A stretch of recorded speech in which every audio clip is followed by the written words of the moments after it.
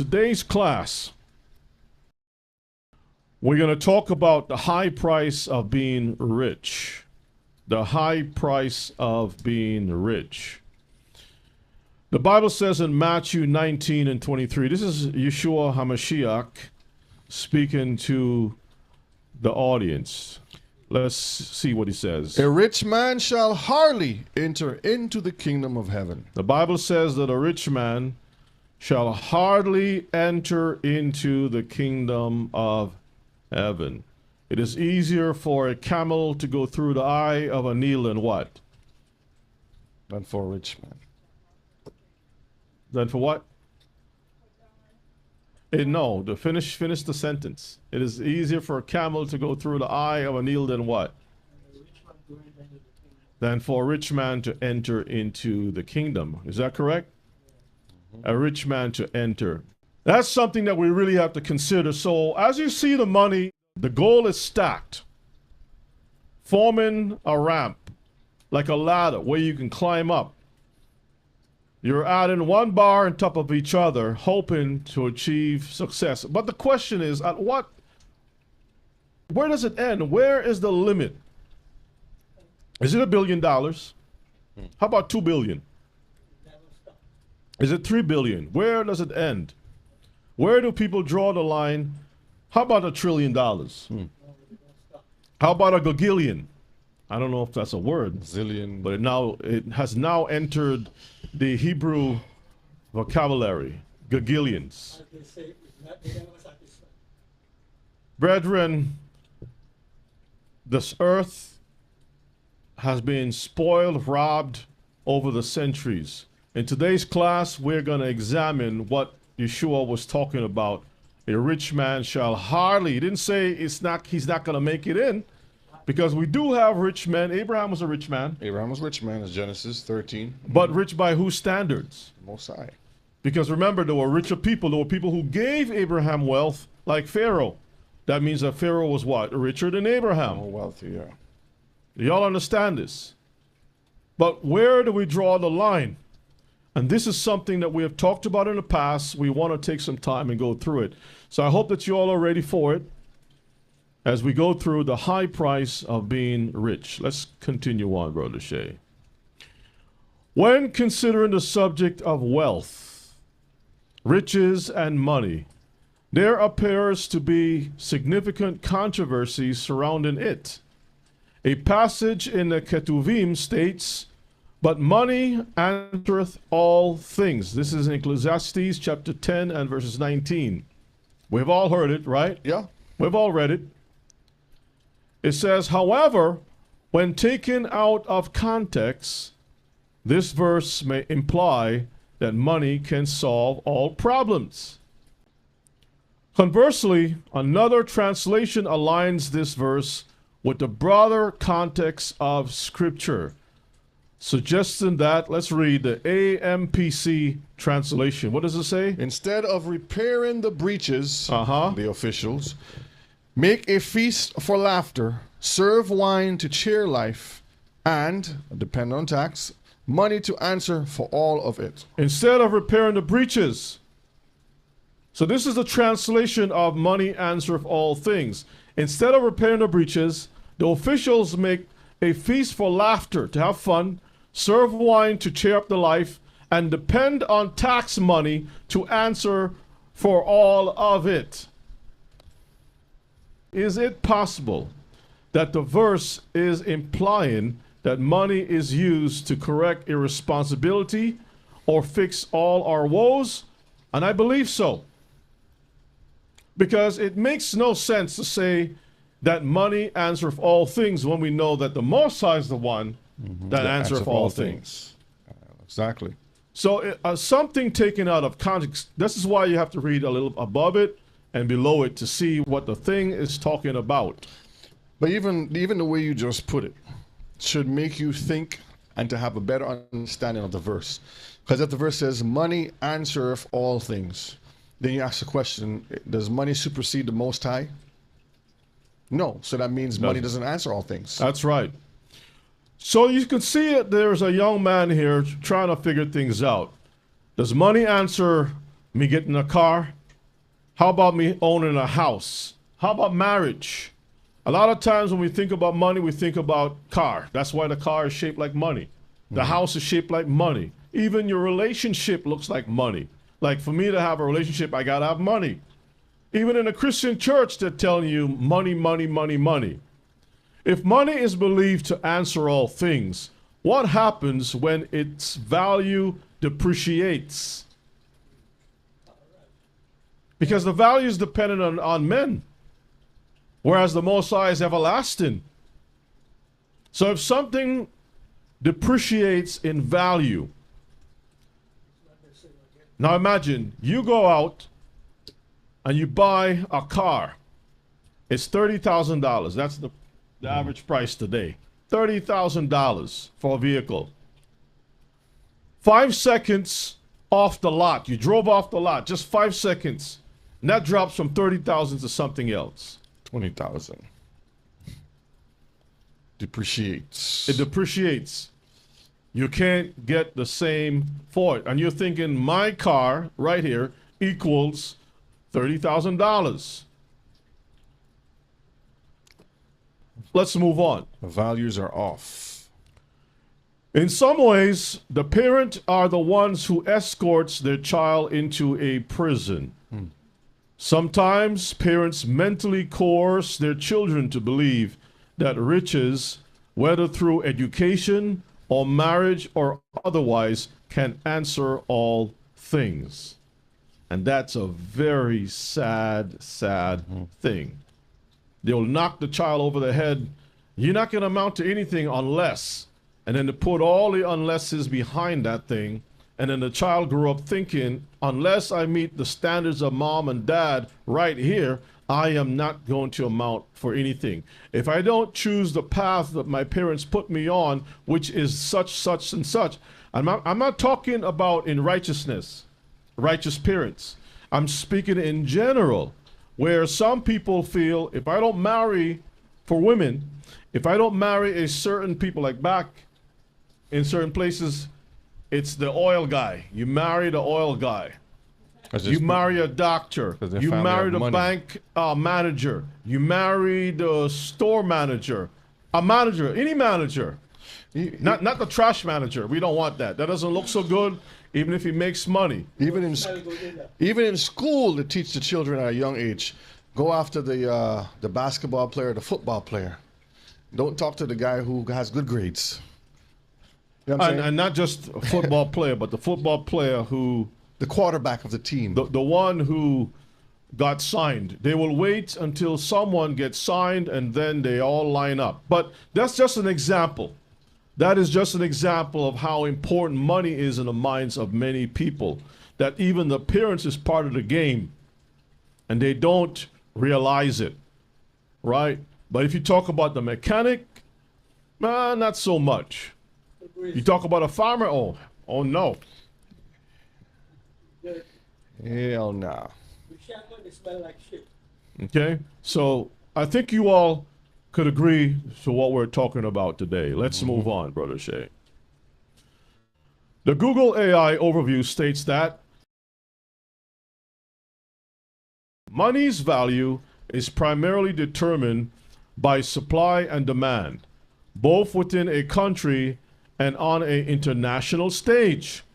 It's also influenced by a nation's economic stability, government policy, and how much people trust that the currency will hold its value. Trust. Money's value based on trust?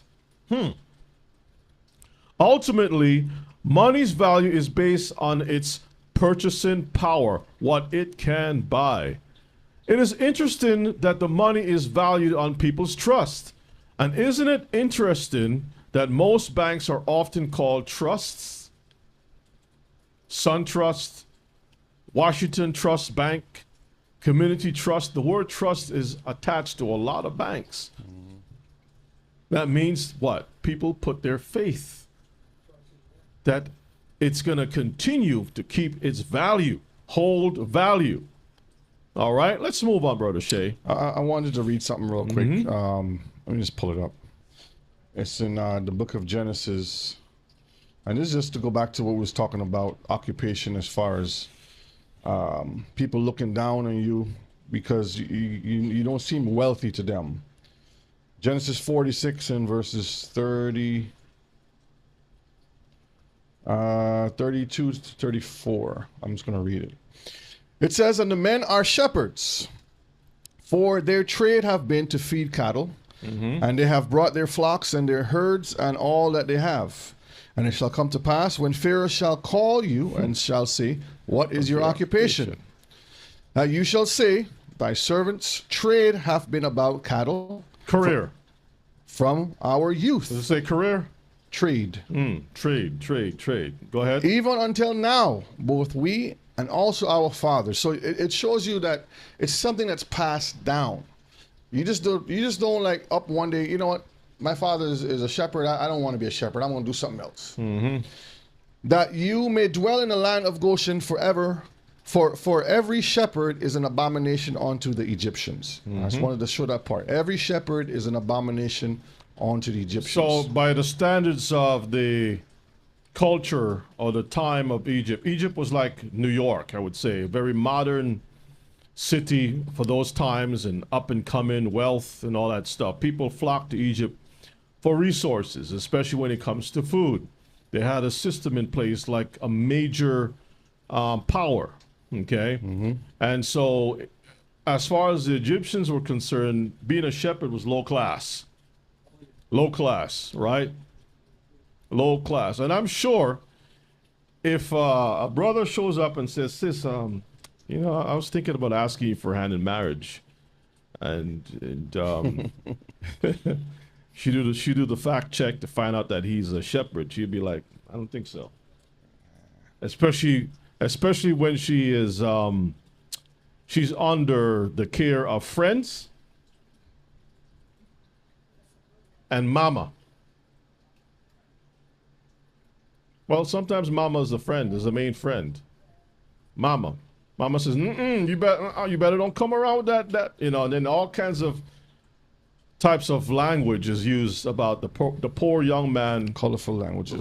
Who yes, colorful, who would like to be able to take that young lady and marry and make something and build a family. But that's just the way it is. But that's not today's class. Let's move on, Brother Shay. So we saw one popular biblical example of why people pursue riches. Now let's look at another in the second book of Genesis, chapter 2, verses 11 to verses 13. Genesis 2:11 to 13 reads. Actually, 11 to 12. Go ahead and 11 read. to 12. Okay, it reads, "The name of the first is Pison. That is it which compasseth the whole land of Havilah, where there is gold, and the gold of that land is good. The gold of that land is good. Go ahead. There is bdellium and the onyx stone." It says that the gold is good, not evil. So see, Brother Yonah, nothing is wrong with pursuing riches. But brethren, the problem for many is, what is the purpose of gold and other forms of currency? Are we implying that a bar of gold, for instance, carries more value than a farmer with 1,000 sheep? Which of the two really holds value? And this is the question I was going to ask everyone today. Think of it this way. Would you rather have a lifetime of wealth, or would you rather have a lifetime of health, food, and abundance of water? Which one would you want? If someone says, "I'll give you this card and it has endless money on it," or you have the ability to have food forever, healthy food, your health is always there, you never get sick, and you have a supply of water, which one would you take? We're going to cover some of those things. So for most people, they would take the gold bar and value that higher than the farmer who has the sheep. But remember how currency is made. For anyone who understands economics, we're not discussing economics per se. We're looking at salvation, what the scriptures say, how riches affects us to the point where it can hinder us from entering into the kingdom. The high price of it. Okay? So here's a question. Why didn't the Most High put Adam, especially Eve, in the land of Havilah? That's where the gold is good. Mm-hmm. Instead, he put the first husband and wife in a garden to take care of the thing, to work. He didn't put them in a place where the gold is good. Think about it. Because if a choice was given, most people today would say, I want to go where the land has all the gold. All the gold. I don't want to be in the Garden of Eden. I have to work? You're telling me I got to work in that thing? No, most people will take the opportunity to be in Havilah. You got Havilah, book a flight to either Havilah or Eden. Think about it. What people don't see is the value that work puts in. The real value is life. The real value is life. Life. Okay? And much more. Let's move on, Brother Shay. In short, gold and other forms of currency represents or reflects the value of something else. Gold and other forms of currency represents or reflects the value of something else. Ultimately, money's value is tied to what it can buy. Gold and other forms of currency serve as mediums of exchange, facilitating transactions and trade. Again, if the price of goods and services increases, the purchasing power of money decreases, meaning you need more money to buy the same amount of things. You need more gold. All I have to say is that my sheep, you might say my gold is, my gold coin is worth 1,000 shekels. I can say, okay, no problem. I feed my sheep get nice and fat, plump, and everything else. I can say, hey, you want the same sheep? It's going to call you 2,000 shekels. So which one worth more? Especially if there's a famine. Which one is going to worth more? And even if you look into it with the gold, after you have the gold just sits there. But the animals, you invest more into it because there's more time. You have to feed them, you have to take care of them. And then they can always reproduce and always bring more. So the value is different compared to just a piece of gold. That's right. So we must understand where the value really lies. Okay? Ima, something in your mind? Yes. Shalom again. Shalom. You still have to work with the gold to get the gold. Because you have to dig it out. You have to dig out, go and work, but dig out the gold. And then you have to boil it down to take Melt off it. all the, melt it down. Or smelt to take it. off all the Contaminants. yes. Before you can get to that gold. But after you do that, that's it. The gold sits there. That's what I was referring to. Yeah, I understand that, but I'm saying you still have to work to get the gold. It's a process to get And it. here's the Yes. thing. Let's say you have two islands. One has a lot of gold, and the other one has no gold whatsoever. The one that has no gold has wheat, all types of food supplies. The other one That's what I was has referring very to. little stuff. And the island who has all these food supplies and stuff will say, I don't want gold. I can't use gold here in my country. What am I going to do with the gold? You know full well on your island, you have to eat. You need milk. You need sugar. You need different things. All the gold in the world is not going to mean anything. The person who doesn't have any gold can live. The person who has all the gold, if they have supplies, it's going to run out at some point. And they have no way to multiply those supplies unless they have seed. That's like the question you asked And if earlier. the soil is not good, because you have a lot of places that have a lot of gold, but the soil is horrible. It can't grow anything. Or you may have a lot of oil, but the soil is horrible. And if the soil is not horrible, the place is not good. The environment is not good for people to live. It's either too hot or too cold, or it's just too harsh. for people to live, or it's just flooded out, right? So there are circumstances. So it goes to show you, Mishpachah, and even if the place who has both the resources of food supplies and they have gold, they really don't need the gold. Okay, so that's another class. Okay, let us move on, Brother Shay. Yeah, that's just like you mentioned about being in the Garden of Eden or going to the land of Havilah. I would take the garden all day.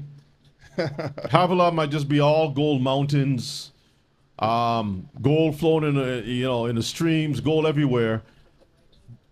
Midas touch everywhere, but that's about it. You touch your food, it turns to gold. It has no warmth. Shoot. There's no butterflies. Birds don't even want to go there to live. Nothing wants to be there, but the garden, you smell the roses, right? The temperature is just, everything is great. Walk around barefoot. Grass is soft. When people of color move into a particular area, research has shown that in most cases, property value decreases. That's true. Conversely, when the opposite happens, its value increases, indicating that the area's value is determined by the attachments. Yep. The land is basically worth a lot of money based upon the attachments. Who values it? The value of men. While this is not the subject of today's class, we would like to turn our attention to the dangers of monetary pursuits and pitfalls. Now, there's something we must examine in today's class. Is pride connected with riches? And if so, was pride made for man? Now, we're going to go to Sirach 10 and 18. There's this book here. If you all are familiar with the book, put a 1 in the chat. If not, you should probably get a copy of it. I just recently purchased a copy. And so far, what I looked at, it seems very interesting. They show you how places are set up to keep certain people of color out. Laws are put in place that will govern who's going to live where, the price, and all that stuff. And this information is very powerful. I'm just getting into it, so I'm not going to comment much about it. But once I go through it, I'll be able to say a lot more about it. But I had a little taste of it in the purchase of my first home. And I remember I had received a letter by some law firm about a class action suit about the mortgage company, the finance company. They said that how, based upon our research, they charge you based upon who you are. I said, oh, is that interesting? That is interesting because I already know about this thing. I just didn't think it would happen to me. So when I looked into it, it was true.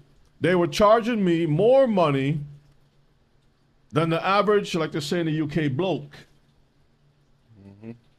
The Europeans were getting a better price for the same house.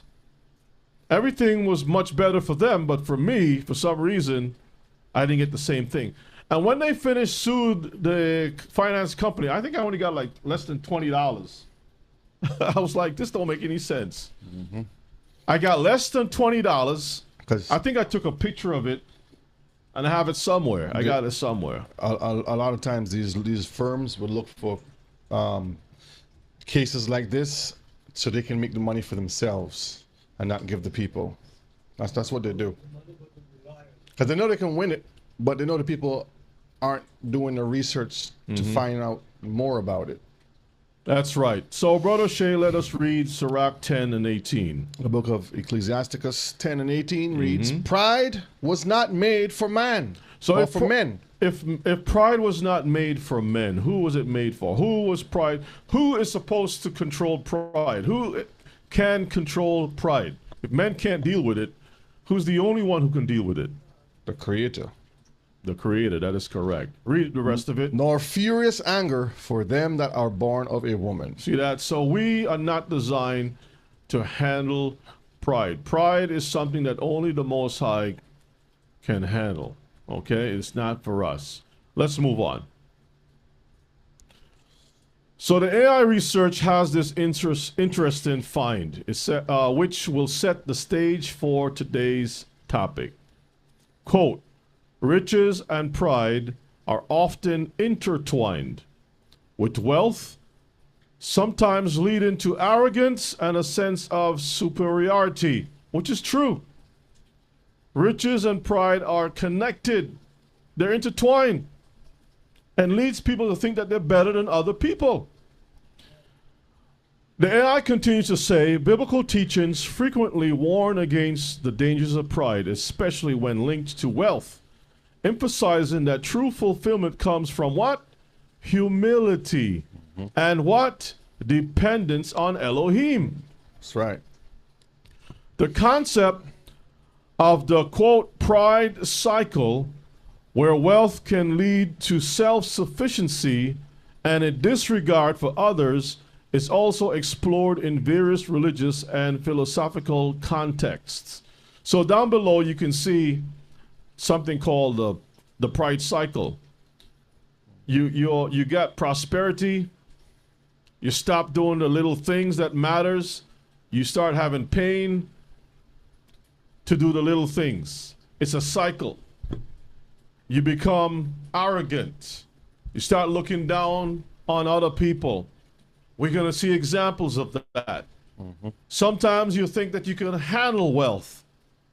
And remember I mentioned that I'm going to do a class about the donkey. The class is going to be called Don't Kick the Donkey. It's going to deal with the reasons why the Most High stops us from having certain pursuits. That's right. Because sometimes certain things are not made for us. That's simple as that. Sometimes certain things are not healthy for us. It will cause our defeat or destruction.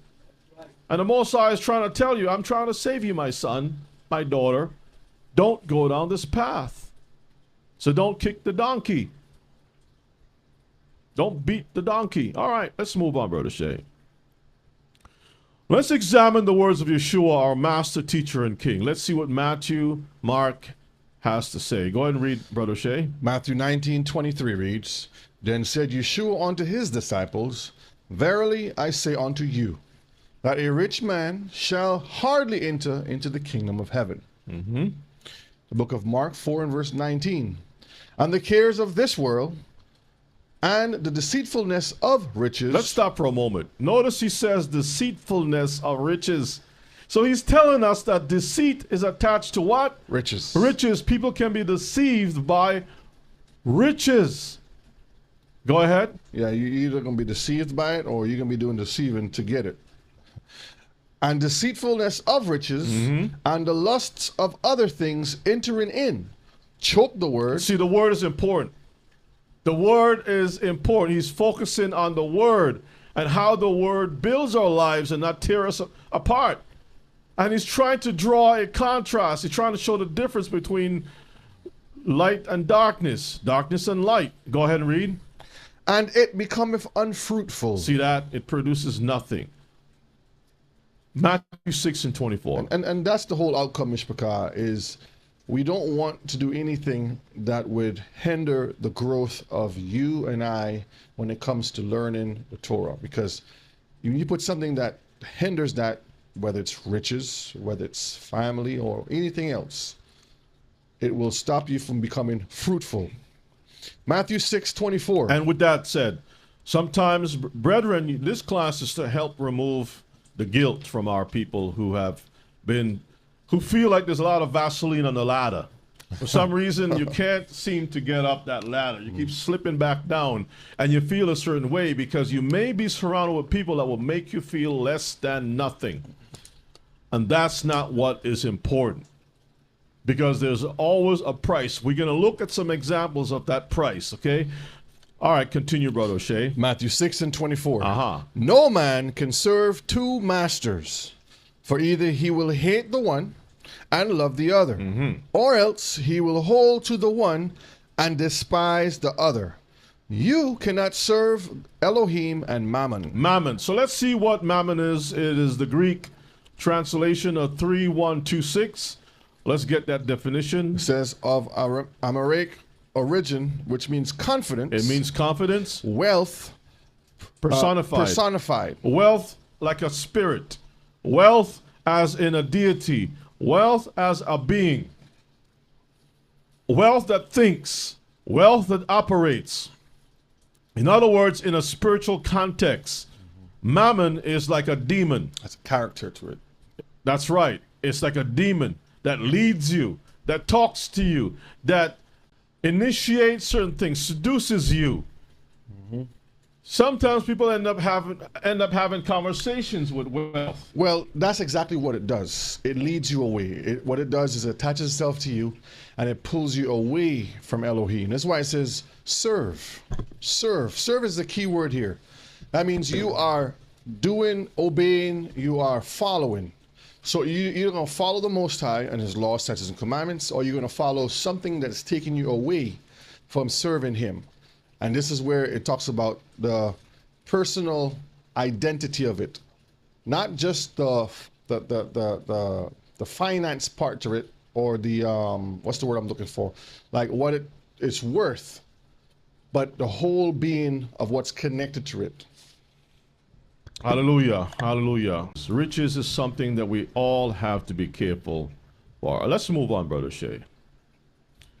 The high costs of, quote, getting the bag. Now, that's a modern term in the hood. Get the bag, yep. Get the bag. I gotta get the bag. Or back the Brinks truck up. The who? The Brinks truck. I never heard that one. Is that like the 2025 one? And that's current. That's 2020 and now. You see, you get the truck or get the bag. Well, they're talking about the bag. So the high cost of getting the bag. The trap.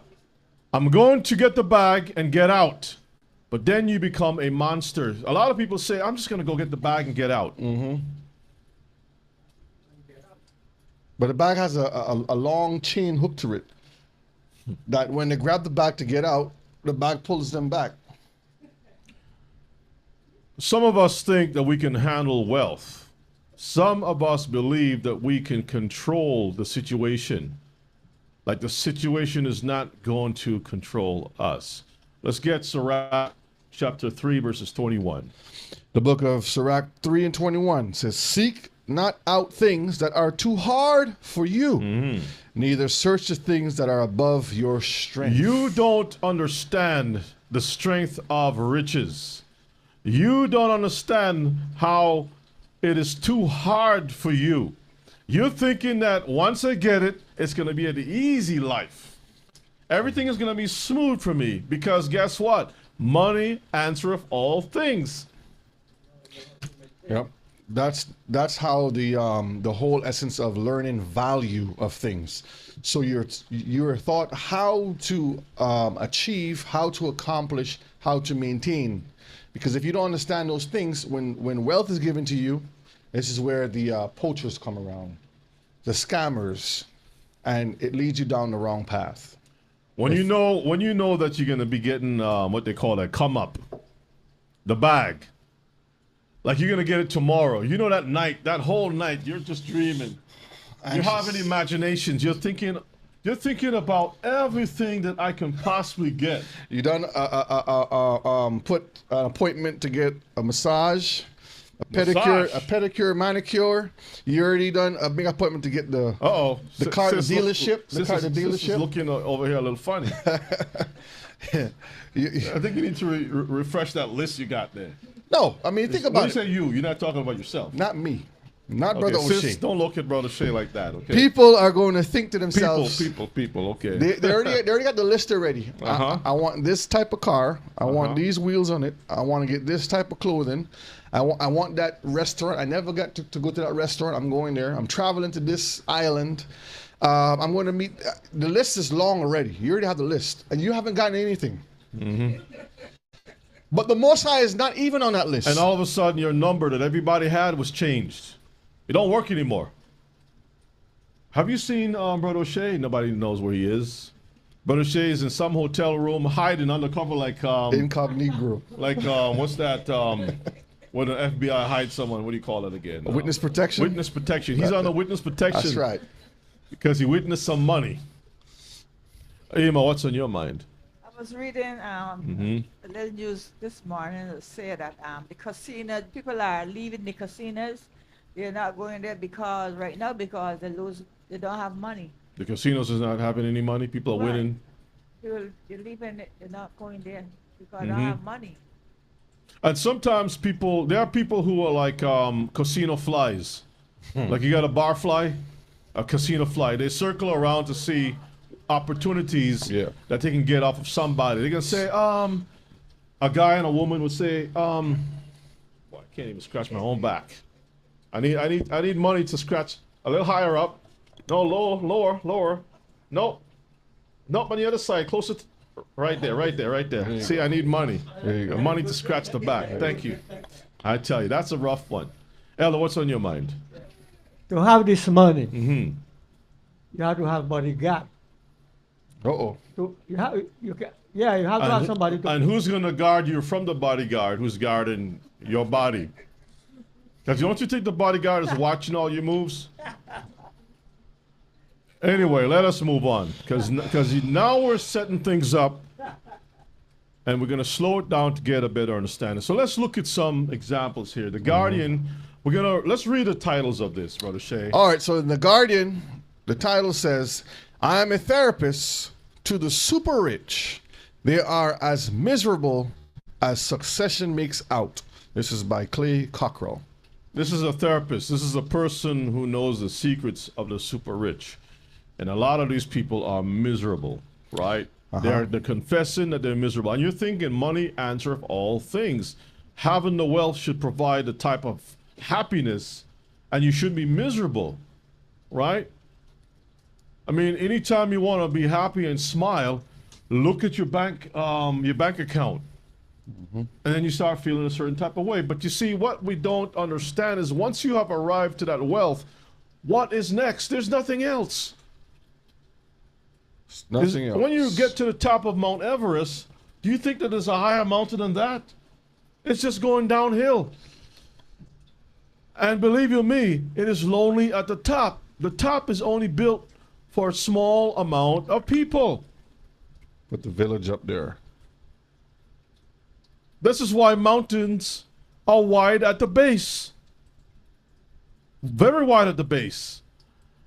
And everything that falls comes from the top. That's why it's called rock slide. The rock stars, they slide. Right? Mudslide. This is the filthy rich sliding down. And all the poor people just looking up like, look at that. Oh, how the mighty have fallen. Brother Shay, let's read the standard. The standard since 1902, this is another article, says, rich but miserable. Inside the lonely lives of the rich and famous. That's very true. The Ode, or the Odie. The Adi. Audi.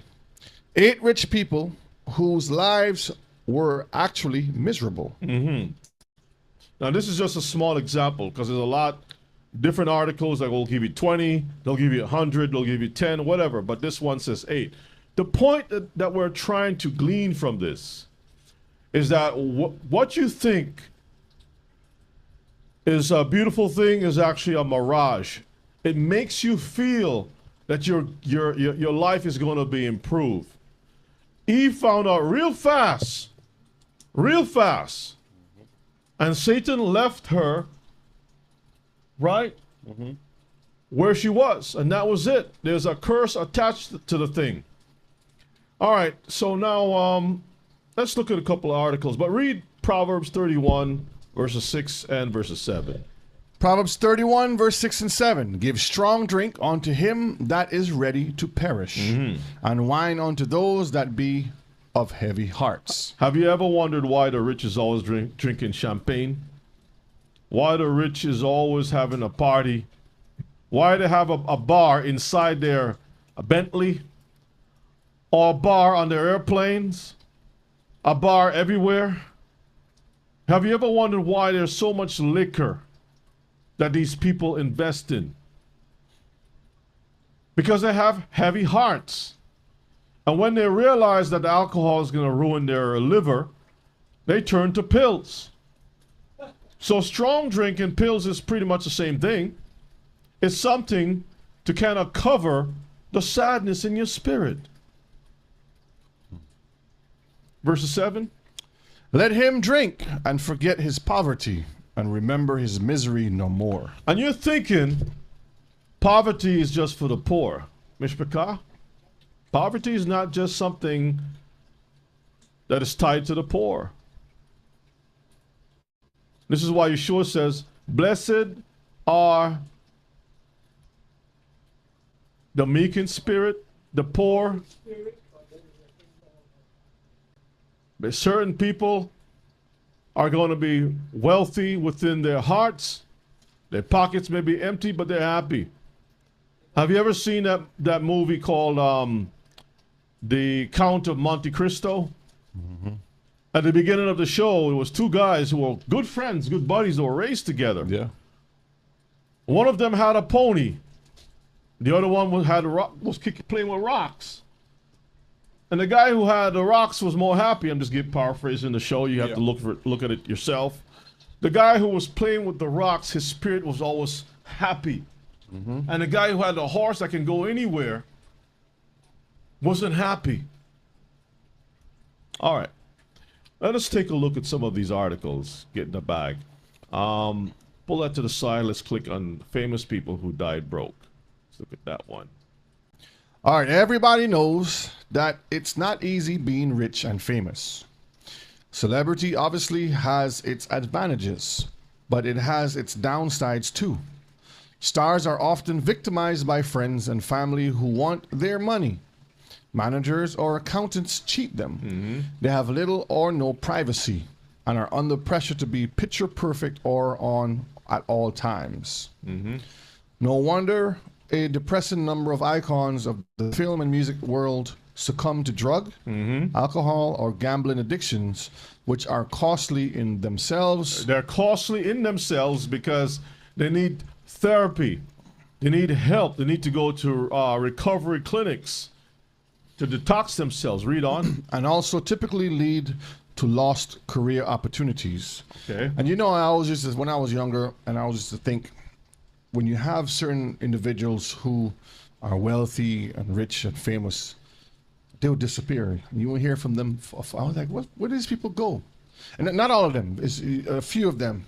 And when you do the research, they give up all of that fame. They don't want to be bothered. So they take their little monies and they go away somewhere and have their families to live in peace. It's a sacrifice that has to be made. Continue reading. Okay, read some more. Celebrities also make bad investments, spend widely on luxury, or simply have bad luck. Some fail to pay taxes to the IRS. Many die much too young. All right, so let's scroll down just a little bit. Michael Jackson, you see him right there? Okay, scroll down some more. Okay, let's read this. Michael Jackson died 2009. Circumstances of death, reportedly $500 million in debt, estate bankrupt. Wait a minute. How many of you all have heard this?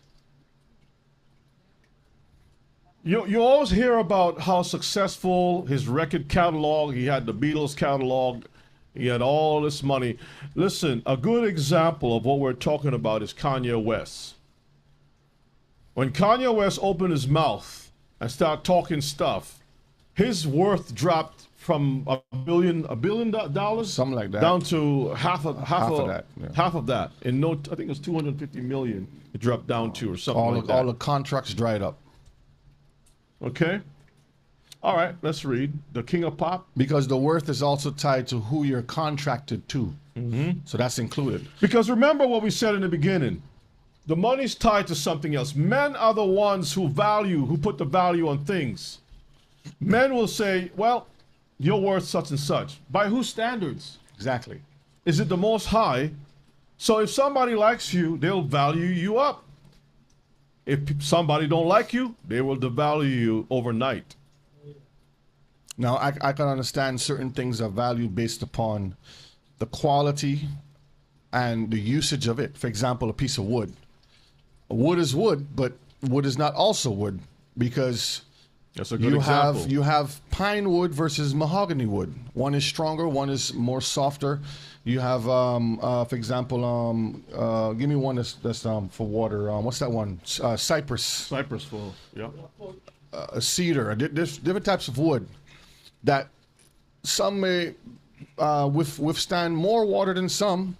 Some are stronger in fire. Some is good food for termites. Yeah, insects will eat it up quick versus some. So the quality and the purpose of it makes the value. And you know what? As you say that, it takes me back to the wisdom of Solomon that spoke about a piece of wood. You got a piece of knotted wood, right? The idol maker would take a piece of wood that has pretty much no value. The parts that he don't care for, he would use to cook his fire. The other parts, you look at it and says, I can make a god out of this thing. And he would carve this wood up and make it look pretty. And all of a sudden, that piece of wood Was nothing. all of a sudden has value. Value. As a matter of fact, if you speak against that piece of wood, the government will kill you, execute you quickly. That's right. And the guy's laughing like, man, I just pulled that piece of wood off, cut that thing down the other day. And 1,000 people lost their lives for a piece of wood. Now the wood, because of the government or some religious pope, classified this thing as Holy relic. Salvador Mundi, the savior of the world.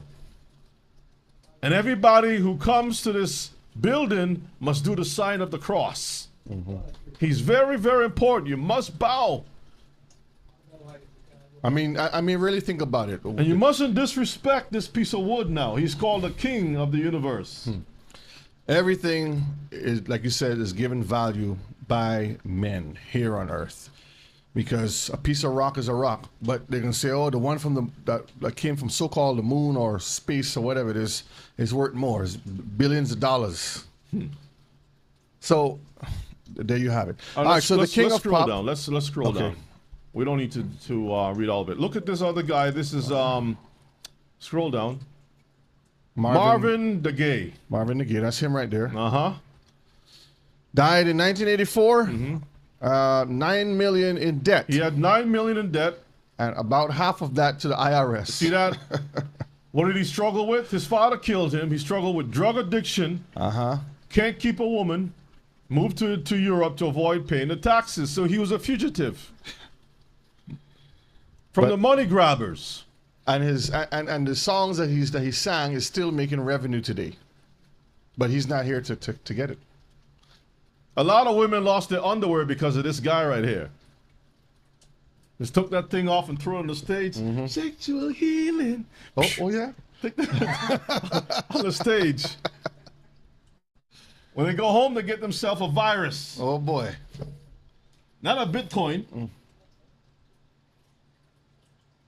Let's go to our next one.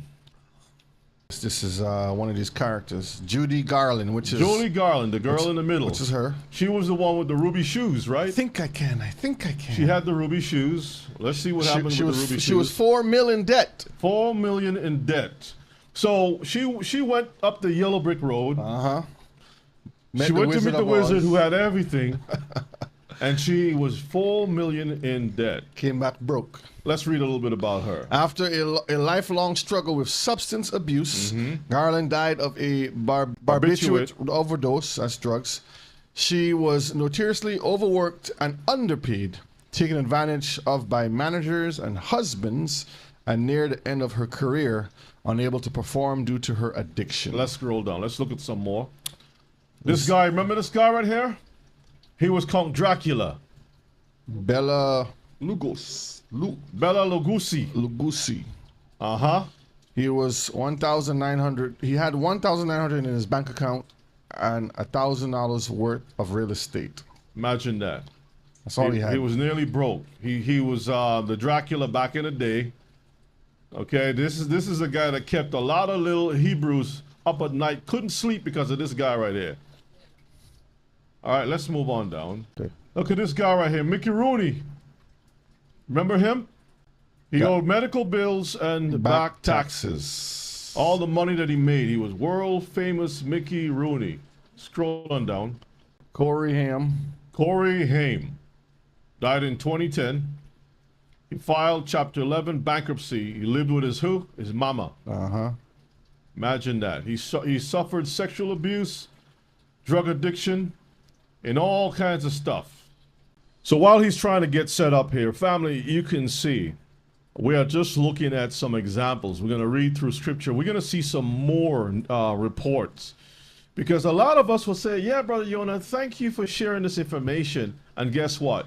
As soon as class is over, you're back at the pursuit of your happiness. What is that? To get to the top. For some reason, I hear you, but how do you know unless you've gone to the top? Scroll on down. Omar Sharif. He died all alone, completely broke. He was the Lawrence of Arabia. Okay. Anita Ekberg. She was destitute, lonely. Scroll on down. Bobby Driscoll. So these are some of the older folks. He was Peter Pan, the guy who was going to live forever. He was broke, living in an abandoned building. Imagine that. Homeless. He went to Neverland. He didn't have a land. Scroll on down. Francis Farmer. So these are some examples. Keep going down. Sammy Davis, the black Jew, Jewish. 5.2 million in debt to the IRS. Many personal debts. Y'all see that? So while you see this guy with the rat pack and running with blue eyes, baby got blue eyes. Died from throat cancer. All them cigars and stuff you're smoking. Gary Coleman. I remember seeing him in person many years ago in Boston. I met him in person too. He was penniless. Y'all see that? Penniless. Scroll on down. Whitney Houston. Died in 2012. Reportedly almost penniless. After years, read that, Brother Shea. After years of drug and alcohol abuse, stints in rehab, and an epic legal battle with her stepmother, Houston, one of the best-selling singers of all time, was millions in debt when she drowned in a hotel bathtub at the age of 48. That is so sad. She was killed. 48 years old, and she was miserable. Miserable. You can scroll down some more. We don't want to look at all of that. Scroll down, scroll down. Let's get the people that we can relate to. Billie Holiday. She only had $750 in her account. She was a jazz legend. Johnny the Cash. Okay, keep going down. Andy Gibb from the Bee Gees. Remember him? Charlie Parker. Penniless. Keep going down. Dana Plato. That's the one, I guess, in the middle. Yeah, that's her, and then that's the other guy was talking about a while ago. So two of them died basically broke. That's enough. All right, check this out, Mishpachah. 10 cultural giants who died coinless, penniless. Vincent van Gogh. How many of y'all know of Vincent van Gogh? Put a 1 in the chat if you know who this person is. Vincent van Gogh. The question I want to ask. All right, so most of us know him. The question I want to ask is, while he was alive, was what he made worth what it's worth today? Who put the value on that? How many people have gone to jail or have lost their life to get one of his so-called pieces? I want you to read the first part of that. Though his life was short, Vincent van Gogh left the world with almost 2,000 creations, almost all of which were unappreciated in his own time. He only sold one painting during his life and was supported by his brother Theo. Imagine his brother Theo supported him. But on all the paintings, the guy, copy and paste that so we can see a picture of what it looks like, what he looks like. Oh, Vincent van Gogh. So people can see his artwork. These are the paintings. Just click on images. Look at all the paintings that this guy did. And these paintings are millions, worth millions and millions of dollars. Let's see. Worth. Price. Oh, price. Okay. Painting's worth is fine. Painting's worth. Right here. Y'all see that? It's worth a lot of money, so we can close it 100 out. million to buy one. 100 million just to buy one of his paintings. And this guy died basically penniless. Think about that, Mishpachah. Scroll on down. You got Matthew Brady. I don't know who that is, but let's scroll on down. Joe Louis. Not a Everybody knows photographer. Joe Louis. Right, the boxer. Franz Schubert, Classical composer. a composer. William Blake. Another artist. Ave Maria, okay. The musician. Oh, you're talking about this one here. France. Yeah. Beethoven. William Blake is another artist, luminary working. Scroll on down. Oscar Wilde. So we saw Sammy Davis already. Scroll on down. So see, some of these are. Keep going. People Another painter. Father of American music. Stephen Foster. Keep going down. That's the songs he wrote. Swanee River. Okay, keep going down. Genie, Susanna. Genie with the light brown hair. You know that famous song? Keep going. That's about it. That's all it, right. yeah. That's all we. I dream of a genie with I want you light to brown pull hair. up the article that I sent you. Okay. The second one first, and then the first one Rich second. but miserable? Yes. Okay.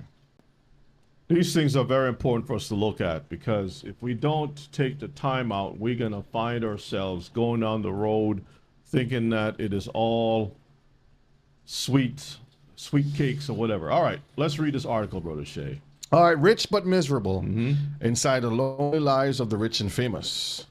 In a brief yet graphic article that has drawn massive online criticism, celebrity news website TMZ on Tuesday described in brutal detail the death of Swedish producer and DJ Avicii-born Tom Bergling. Tom Bergling. With the article that described how Avicii committed suicide by cutting himself using a broken wine bottle, TMZ confirmed last week's statement by his family, which appeared to frame the DJ's death as a suicide. In the statement, his family stated he really struggled with thoughts about meaning, life, happiness. I want y'all to see this, all right? We're going to slow down. He struggled with thoughts about meaning, the purpose of life, happiness. Brethren, the Torah is supposed to help us to understand what life is about. Life is not about being famous. Life is not about having a whole lot of money. Life is not even about money. Life is not about a lot of things that has been propagandized to us. Yep. What we've been taught in school. Comes from, the meaning of life comes from the Torah itself. Our Elohim defines what life is all about. Okay? Go ahead and read. He could not go on any longer. He wanted to find peace. So he was trying to find peace. So peace is like a character somewhere around. He's looking for peace. Peace, are you here? Have anybody seen Peace? Excuse me, therapist, how much do I have to pay you to get peace? A piece of peace. Give me a piece How of peace. much? Where can I find peace? Sometimes you look in the eyes of a woman.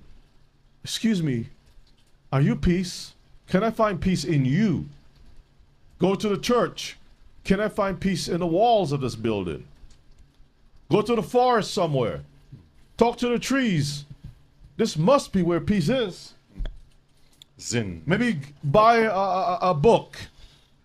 Maybe in this book I can find peace. Get a piece of peace. Let me talk to the Dalai Lama. I got a lot of money. Sir, can you explain to me how I can get peace? Yes, I can use some. Thank you. All right, let's scroll down just a little bit. All right. As revelations of Avicii's sad and troublesome life continue to unravel, fans of the musical legend are struggling to understand why he lost his will to live. He lost his will to live because the family told you what the problem was. He was struggling with the meaning of life. Let's scroll down some more. He was only 28. At the time of his death, go ahead and read. At the time of his death, Avicii was worth more than 85 million and had made several charitable donations over the course of his career. It is therefore understandable why many do not comprehend why the young man took his own life. All right, read on. Every year, Every year, thousands, perhaps even millions of people across the world troop to auditions for talent shows such as American Idol and The Voice, hopeful that they will one day reach the success and celebrity status of stars like Avicii. Now, I don't know much about this guy, but obviously he was a guy who made a name for himself, right? I'll have to see his face. I don't know who that is. Okay, let's scroll down. Okay, let's read few people. Few people look inside the lives of some of the celebrities to see them as they truly are. Lonely. The first thing on the list is lonely. Now, if you have some time, I would like you to go visit. This is on the Roku channel. What's her name? Tracy Ross. Okay. Tracy Ross. Some of y'all remember her from the comedy show. I think something about Blackish or something like that. I think it is. Is it Blackish? Some travel thing. Blackish. Okay, Solo Traveler. Solo traveling. Solo Traveler. Go check that show out. Scroll down. Brethren, I went, it's a series, right? I went to check the thing out. And the first thing that the young, well, she's not young anymore. She's in her 50s. She talked about the tragedy of not being a mother, not being married, and she is lonely. She is traveling the world by her, well, not really by herself, because she has a 2-person camera crew. And if you listen carefully, she admits the first thing she sets up the show as being a lonely woman. Lonely, all that money. Her mother is a superstar. And yet she is very lonely, has nobody in her life, talking to herself, trying to put on a good face. When you see her with her hair, you think this is all her hair. She takes off her hair in public. She just starts taking this thing out, and stuff is everywhere. All of this stuff here, and has no one to. I mean, she could have even adopted a child. Not even that. And sometimes you ask the question, why are these people so miserable? Because they haven't. How come you can't? You don't even have a man in your life. All of this stuff, and you have no one to share the stuff with? Because they don't have, or they didn't have someone to teach them value of life. It's one thing to come up in fame and celebrity and all the stuff, but you don't have no one that keeps you grounded to the simplicity of what life is, the whole essence of it. Family, understanding how people move, live, function, all those different things. When you're on the road in that whole Thank you, sir. celebrity lifestyle, you're under the lights, the bright lights. So you have no time, thank you so much. You have no time to basically sit down and reflect and understand the value of family. I'm gonna give you all a little assignment. Go check the thing out for yourself. Don't believe what I'm saying. Just go look at it. Look at the first one that she has out there. She's traveling, I think it's to Egypt, Morocco, or something like that.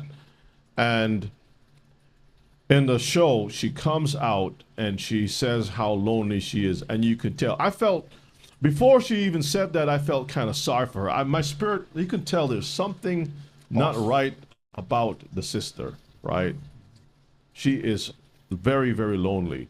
And what that does, it gives you a very big picture or glimpse into the lives of these people. They will perform very well. They will make you believe that everything is well with them. They will be able to have access. And when she was traveling, She has so many choices of shoes. It has to match this. I need a bag to go with this. I need this, that, blah, blah, blah, blah, blah, all this stuff. But these things has no warmth. It doesn't tell you how much it loves you. There are no children to tell you, Ma, I love you. No one to spend all of this time with. You are lonely. This is why you do all the things that you do, because it's a cover. But to the rest of the world, the young girls will see this person as being very successful, laugh, a lot of laughter. Now, there was one part that she was in. She was, I forgot where she was, but she was at a table having dinner all by herself. And it was a group of white women that sent a drink over to her and invited her over to their table because they felt sorry for her. She was having dinner all by herself. All by herself. And these girls were all having a good time. Maybe they have their husbands and boyfriends or whatever the case may be, but they felt sorry for the young lady. Do you know that a lot of our women are like that? This is why Isaiah, chapter 4 says, we have our own bread. We just need a man to take away the reproach from me. 7 women to 1 man. But a lot of these women, and this is not a conversation about just women, because a lot of men are also lonely too. But it goes to show that a lot of them, if they see a mechanic, I don't want him. He's no good, but he can keep you happy. No, he's not going to fit in with my friends. I'm up here, and he's down here. All right, let's go to the next one. Many famous. Actually, did you read this part? No, I Lonely? didn't finish. All right, go ahead and read. Lonely, losing the battle with drugs, alcohol, and mental and physical health. So, all around, these people are unstable. Many famous and successful celebrities have committed suicide, and it seems that the trend is set to continue. Suicide, huh? You have all the wealth, but then you want to take your own life. Let me continue reading? Yes, read on some more. In 2014, actor and comedian Robin Williams, who had long suffered from depression, hanged himself. He was aged 63. Years before him, rock star Kurt Cobain, the lead singer of Nirvana, That's a Hindu thing. Go ahead. shot himself. He shot himself. Go The ahead. 27-year-old had attempted suicide a few months before. He left a 1-year-old daughter. The demons behind that thing. Remember Mammon? Mammon is a demon. Go ahead. In February 2010, 40-year-old British fashion designer Alexander McQueen hanged himself on the evening before his mother's funeral. And a lot of people buys that fashion designer's products. Okay. Go ahead. The spirits attached to all those things. Continue reading. Apparently, dressing icons such as former United States First Lady Michelle Obama and being named British Designer of the Year 4 times was not enough to motivate McQueen to want to live. imagine that. All right, scroll down some more. We don't want to see Ernest Hemingway. We know about him. Whitney Houston, Prince, Michael Jackson. The Grammy winners. Let me see something. Go up. Houston was found dead. We saw that already. Prince, drug overdose, right? Michael Jackson. A lot of these people, we are not privy to their lives. There are publicists that cover the whole thing. So they will make a story up and says, oh, it was because of this guy was trying to get his money and this, that, and the other and all kinds of other stuff. Were these people happy? Tell me something. Do you think that Michael Jackson was happy when every time you turn around, he looked in the mirror, his face was changing constantly? The man in the mirror. That he wore a prosthetic nose. When he took that thing off, it was just 2 holes, a skeleton. Looked like a skeleton, that's right. Well, I could tell you just from a young age in reading the different accounts, he was not happy.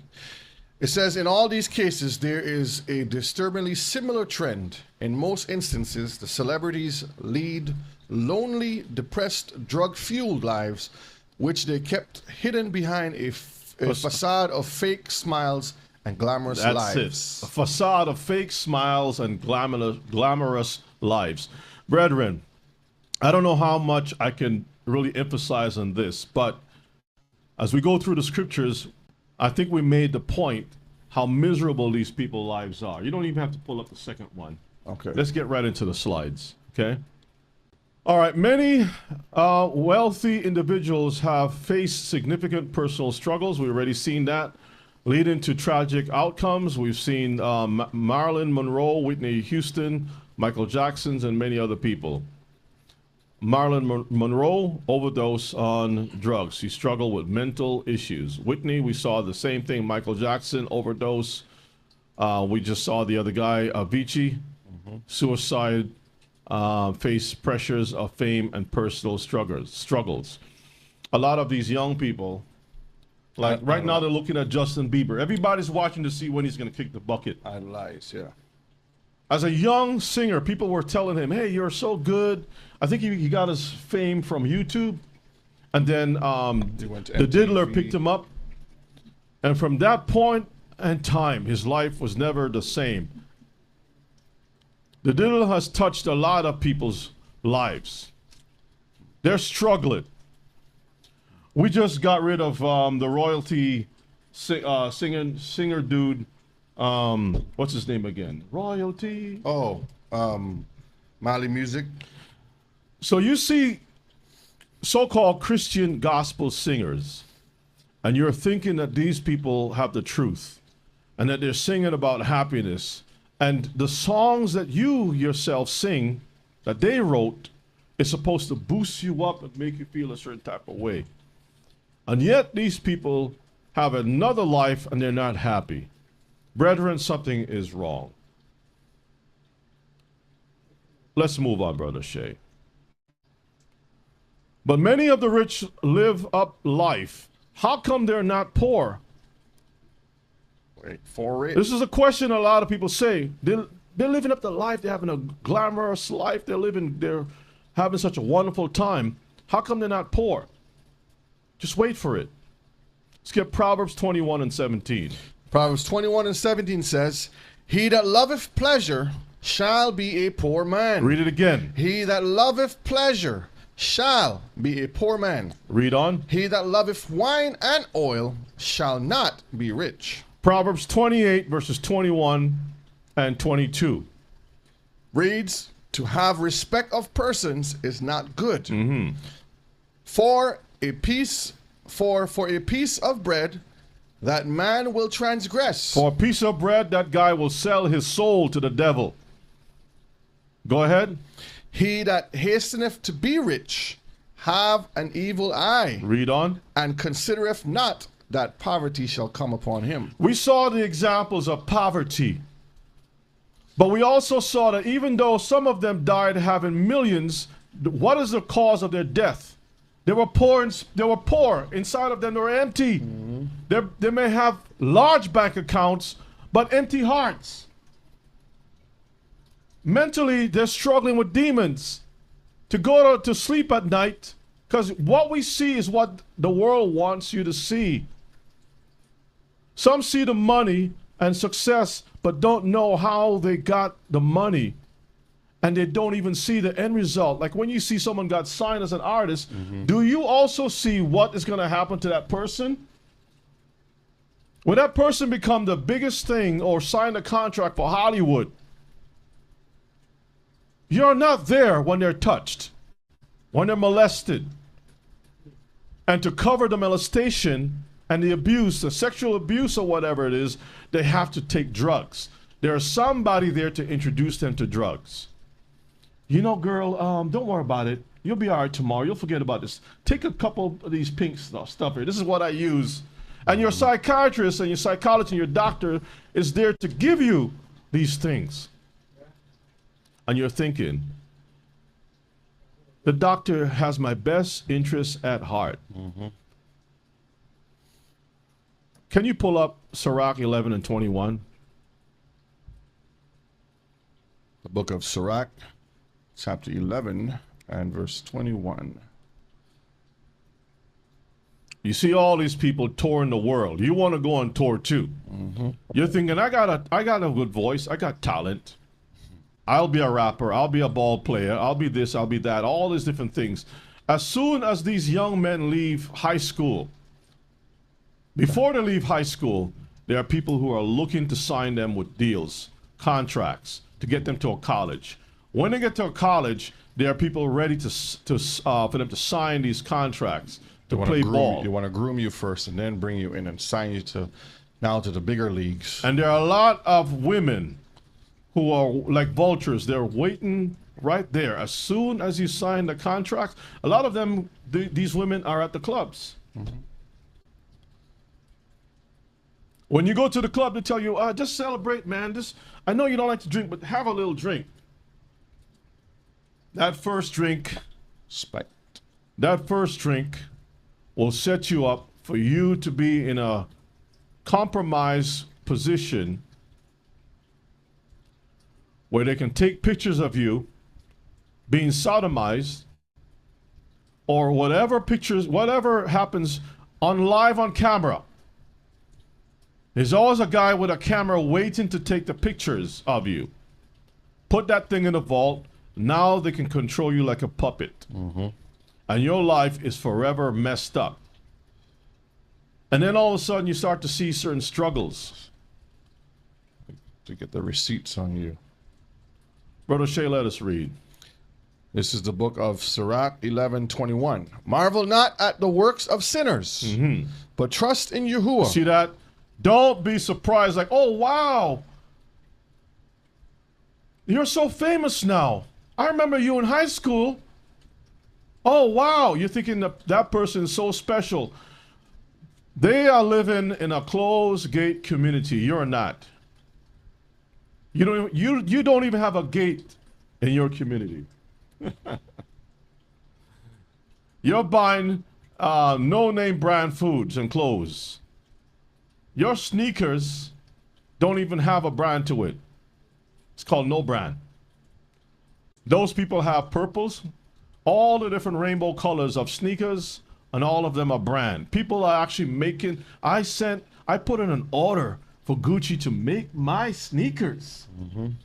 My sneakers are worth $500 a pair. For the cheap ones, $5,000 for my sneakers. As a matter of fact, they shut down the store when I show up. And I have the whole store for myself. And yet these people are very miserable. Brother Shay, read on. Abide in your labor, for it is an easy thing in the sight of Yahuwah, of the sudden to make a poor man rich. On the sudden to make a poor person rich. Like Jacob. He wasn't rich. Most High built him up. The Most High gave him exactly what he needed to build a nation. Abraham the same way. We're going to see that.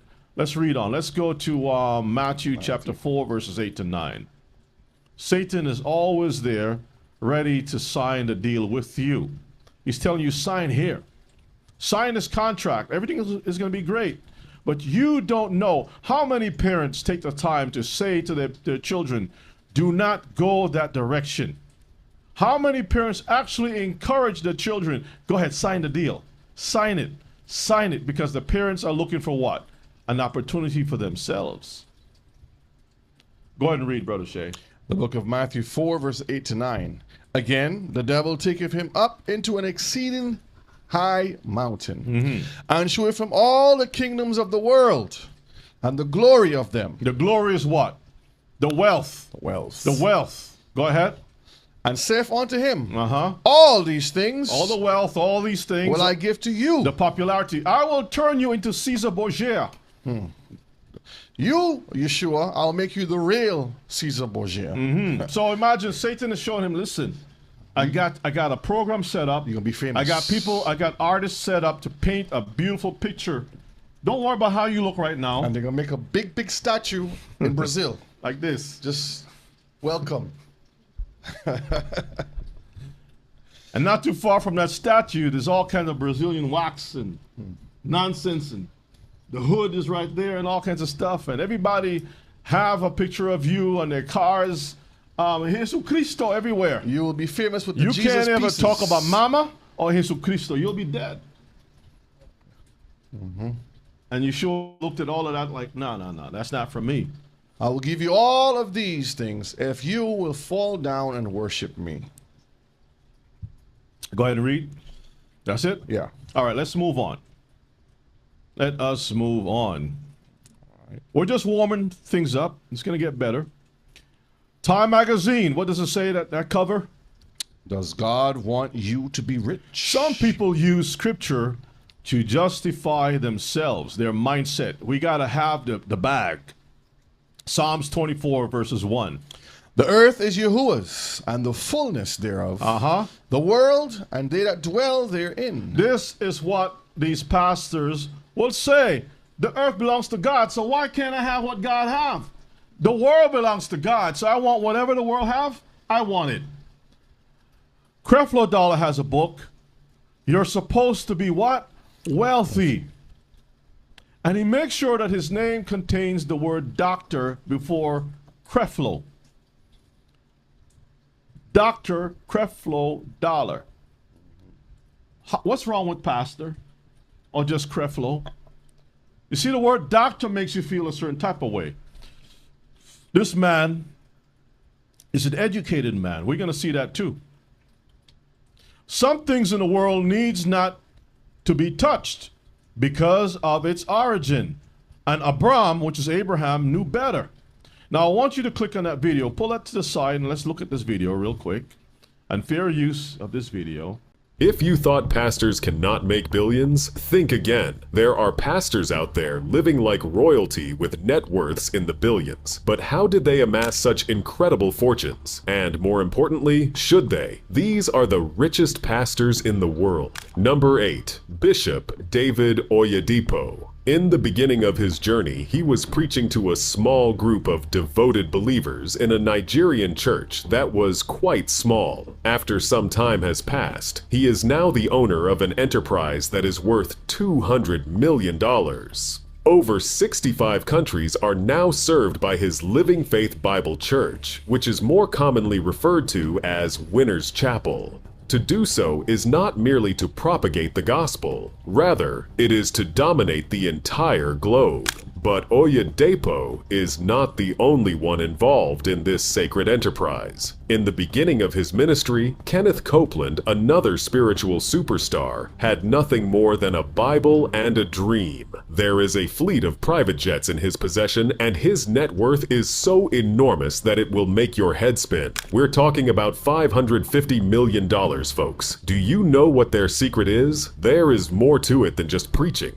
These individuals are masters of business leadership. They have transformed their ministries into multifaceted organizations that have more sources of revenue than the Amazon River. We are discussing educational institutions, academic institutions, publishing organizations, and media networks. Bakeries, gas stations, and even retail malls are among the businesses that Oyedepo has owned and operated.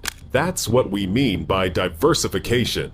However, this is where things start to become really interesting. The pastors in question are not merely constructing churches, rather they are establishing global brands. The art of employing various forms of media and technology to disseminate their message to a wide audience has been perfected by them. Pause. You name it, they are on anything. When did Yeshua ever say, go out and preach my brand to all the world? Preach my brand, family. Go ahead and play. We'll just play a couple more and then we'll stop it because we're not watching the whole 24-minute video. Television shows, radio broadcasts, online platforms, and everything else. As if they have a direct connection to both heaven and Silicon Valley, it's really incredible. Oyedepo's Living Faith Church is a good example. At this point, it has... What does that look like to you? A big satanic Not just an eye. What type of eye? A serpent's eye. Or a goat's eye. You ever seen a goat's eye? Eye of a goat? All right, go ahead and play it on.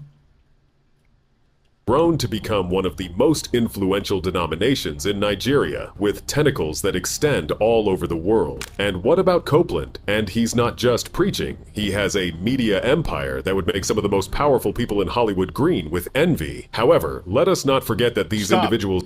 See, birds of a feather flock together? All right, go ahead and play it. Did not begin their careers as spiritual tycoons. One sermon at a time, they constructed their empires from the ground up into the present day. All right, you can stop that. You can kill that video. So, as you can see as an example, there are lots of videos out there that speaks about the prosperity gospel and what these people tend to do. But I wanted to give you all a little visual, right? That some things in the world needs not to be touched. There's a price or there's an attachment with all of this wealth or riches that we have to be careful for. See, the Most High is in the business of protecting his people. Let's move on, Brother Shay. Protecting his people. But a man like Abraham knew better. Let's read Genesis 14, verses 21 to 23. Genesis 14, 21 to 23. And the king of Sodom said unto Abraham, give me the persons. Now, the king of Sodom want the bodies. A Sodomite loves the bodies, right? Go ahead. And take the goods to yourself. We're going to divide the spoils. I'm going to get the bodies. You can take everything else. And you can have the monies, the rest of the bag. Go ahead. And Abraham said to the king of Sodom, I have lifted up mine hand unto Yahuwah. Lift my hand to Yahuwah. The Most High Elohim. The possessor of heaven and earth. Possessor of heaven and earth. Go ahead. That I will not take from a thread even to a shoe latchet. Not even a shoelace. Go ahead. And that I will not take anything that is yours. I don't want anything from you. Go ahead. Lest thou shouldest say, I have made Abraham rich. So Abraham was wise enough to move away from this thing. That was a great opportunity for Abraham to come up. Notice that Abraham told the heathen king who is the possessor that will fulfill his needs. The Most High is Abraham's possessor. If the Most High possesses Abraham, don't you think that the Most High will give Adam what he needs? Absolutely. What he needs, not what he wants. Abraham. Okay? Let's move on. But there's a balance. That's the Proverbs chapter 30, verses 7 to verses 9. We'll also look at Jeremiah 17, 10, and 11. Let's get it, Brother Shay. This is the key, Mishpachah. This is what we should be praying for, the balance, okay? Proverbs chapter 30, verse 7 to verse 9 says, 2 things have I required of you. Deny me them not before I die. Remove far from me the vanity and lies. Give me neither poverty nor riches. Imagine that. I don't want to be poor. I don't want to be rich. Read. Feed me with food convenient for me. Stop right there.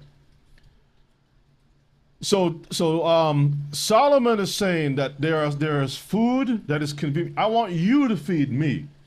And feeding is not just food only. It could be the word, it could be your education. Give me the education that is suitable for me. Yes. Based upon your requirements. That's what you call equity. Your requirements. I want you to give me what is required for me to have so that I would not fall outside of your will. How many of us do things or operate within the will of the Most High? That's right. Do we go out and just set the standards for ourselves or set the course? I'm just gonna do whatever I want. Or do we inquire of the Most High, what would you have me to do? And you notice he says food convenient for him. Because he says, just give me good food. And that could be anything. Not everything that's good is good for you. Exactly. Verse 9 says, lest I be full and deny you and say, who is Yahuwah? Or lest I be poor and steal and take the name of Elohim, of my Elohim in vain. You see that? So we know who possesses us. If we claim the name of the Most High, there's a certain way that we're supposed to walk before him. You don't want to be full with excess, that all of a sudden you drift off in a different direction. I got too many stores to manage. I don't have time to come to Shabbat. I don't have time to pray. I don't have time for the Most High. I don't have time for the poor. I'll just do a little charity thing and let somebody run that thing. Your face is not, you're not even showing up. The humility is lacking. It's not there anymore. People say, you have changed since you come up. And you can't even see it. You can't see it because it has blinded you. Mm-hmm. What you got, Brother Shay? No, Brother Dawid said, they will say, the scriptures say, use your wealth to win souls. And he put Luke 16:9. I'm going to pull that up? Yeah, you can pull it up. Okay. This is something that they will use in as an example to try to get away with the whole mammon. Luke 16 and verses 9. And it reads, and I say unto you, make to yourselves friends of the mammon of unrighteousness, that when you fail, they may receive you into everlasting habitations. What is it talking about? It's talking about being wise, like the steward, right? It didn't say to join with mammon. Make friends with. Context. Make to yourself friends of the mammons. These are people associated with mammons. How do you make friends with them? Doesn't mean to say that your life is intertwined with those people. There's a whole different understanding with that. The same example we just had here with, for example, go back here, with Abraham. Why was he having this conversation with the king of Sodom? There was something happening at that moment. He had to have that time to do that business with the king of Sodom, but he still separated himself by saying, I'm not going to take anything from you. As a matter of fact, since you've gone to Abraham, you can look at Mamre and Akal, right? And those two were basically Canaanites. But Abraham aligned himself with them so that he can go to war to get his nephew back. Right. That's as far as it goes. But anything else? No. All right, let's read Jeremiah 17, verse 10 to 11. I, Yahuwah, search the heart. I try the reins, even to give every man according to his ways. This is why Proverbs says, give me neither poverty or riches, but feed me, give me the things that's convenient for me. So you have to put things according to the will. Jeremiah is saying, you give me. Go ahead. According to his ways, and according to the fruit of his doings. As the partridge sitteth on eggs, and hatcheth them not, so he that getteth riches, and not by right. You're not getting the riches the right way. The way that you have gotten wealth is not the same way Abraham got it. Abraham didn't get up, I'm going to leave my daddy. And, Yah called me, and he did want me to be a prosperous Shemite. So I'm gonna go out there and set up a store, a business. I'm gonna have a caravan business. I'm gonna start renting out camels, called U-Camel. So you can rent a camel, U-Camel, so that you can transport goods back and forth to different places and stuff like that. And I'm gonna build from there. I'm gonna have a date shop with dates. I have sell date cakes and all kinds of stuff. You know what I mean? I'm gonna start selling rugs. He wasn't in a pursuit. The man wanted to be connected to the Most High. That's it. The state of mind, his understanding, his Different reasoning, spirit all altogether. of it was different. All right, let's read on, Brother Shay. Shall leave them in the midst of his days, and at his end shall be a fool. See that at the end of your time, like we saw some of the other fools, right?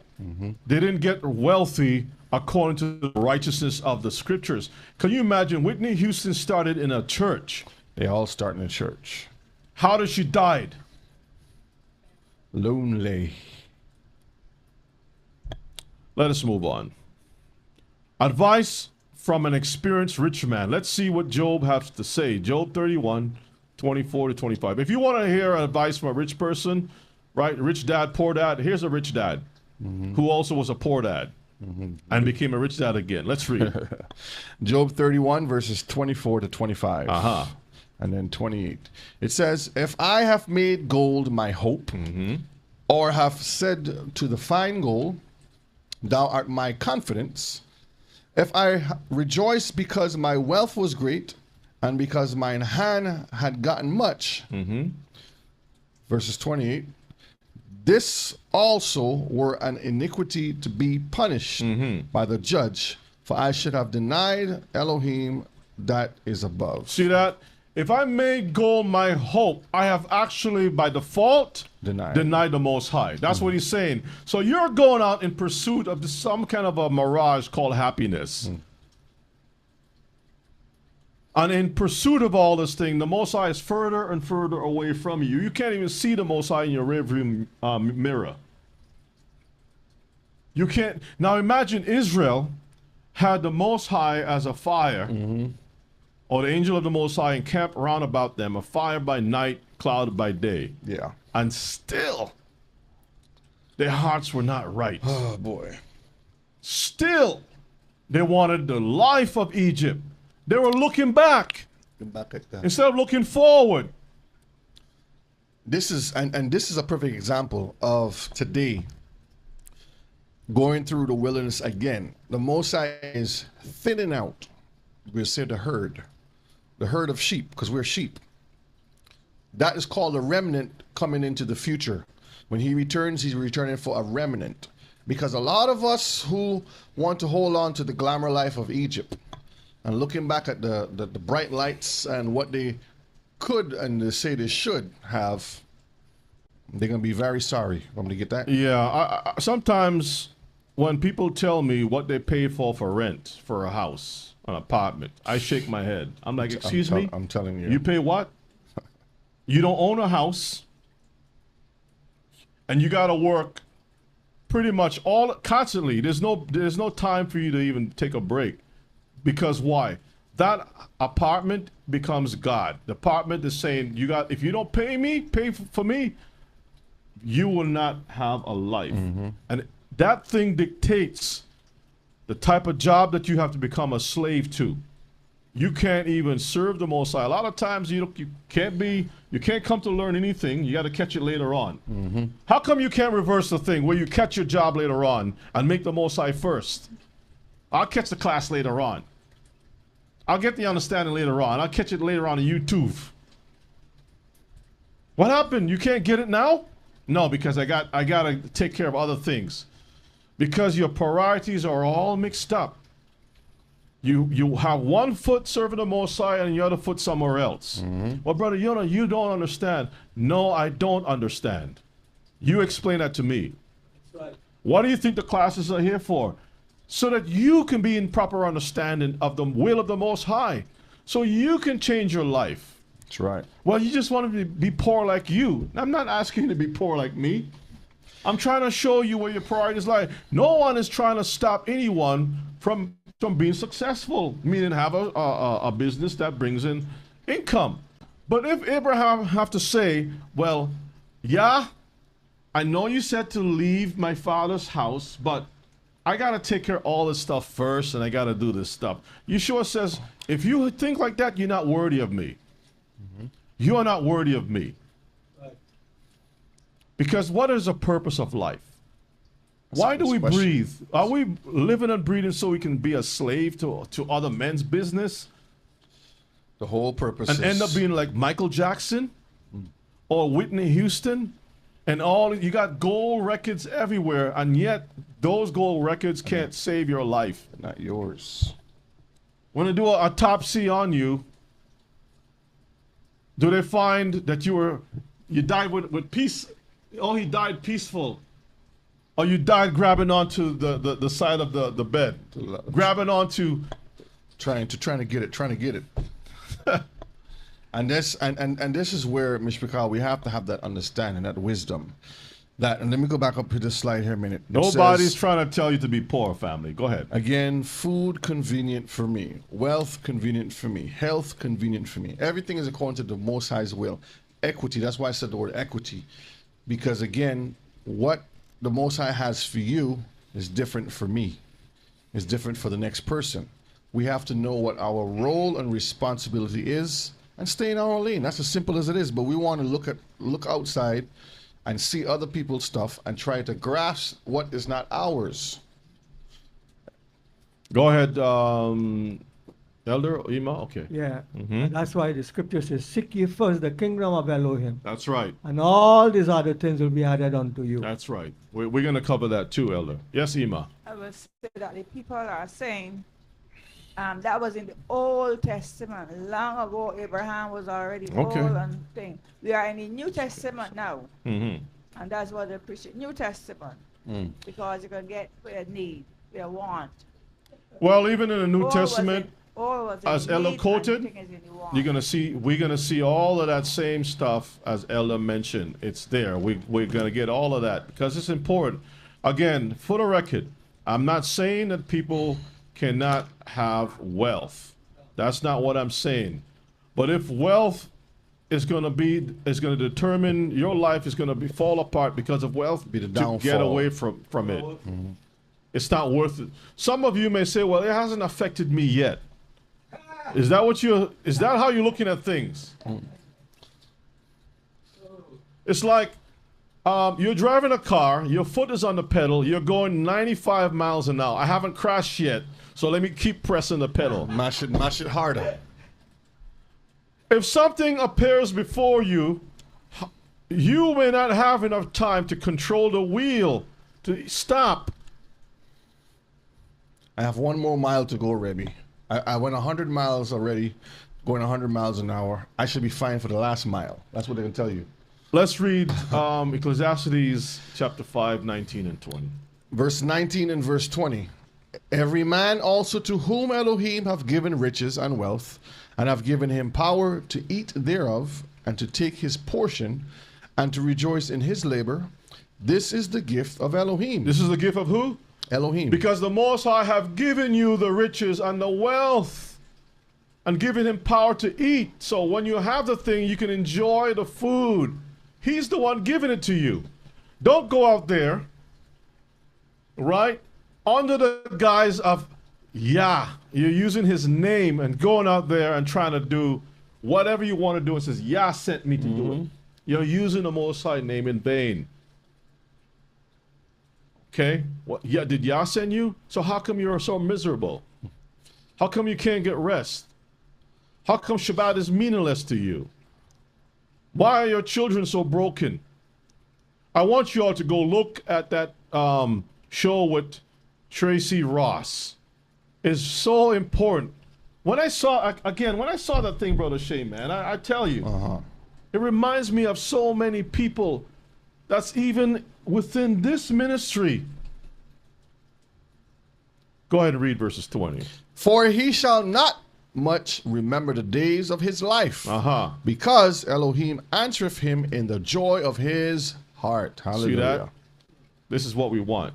All right, let's move on. So we look at the advice of an experienced rich man. Job 27 verses 8, and then we'll skip down to 18 to 23. Let's get it. For what is the hope of the hypocrite, though he hath gained when Elohim taketh away his soul? See that? So the Most High took away the soul, but the stuff that you have gained, where does it go to? That's hypocrisy. Somebody else takes it. You're telling me I got to do all of this for what? For what? At the end of the day, you gotta go. You have all kinds of surgeries. You have this. You have that. All the money that you went to school to get. That's the point. Now you got to put that money back into what? Your health. Because they tell you you gotta go through all of this rigmarole, this long journey. You gotta go climb this mountain to get to the top, And when you get to the top, your knees is bad. and then your soul is snatched from you. You didn't get to enjoy nothing. And then people's gonna show up at your wake. They call it a wake. Like, this person is dead. It should be calling it what? Sleep. Asleep, not awake. Go ahead and read verses 18. He buildeth his house as a moth, This is hypocrisy. You build your house as a moth. Go ahead. and as a booth that the keeper maketh. A booth is not something permanent. Temporary. A moth, you touch a moth, and all the things from the moth is on your hand. It's like And you see the velvet. moth is flying away with a partial wing. And then it dies. Just keel over and drops dead. It's not It strong. looks beautiful. It's not Verses strong, 19. Not strong. The rich man shall lie down, but he shall not be gathered.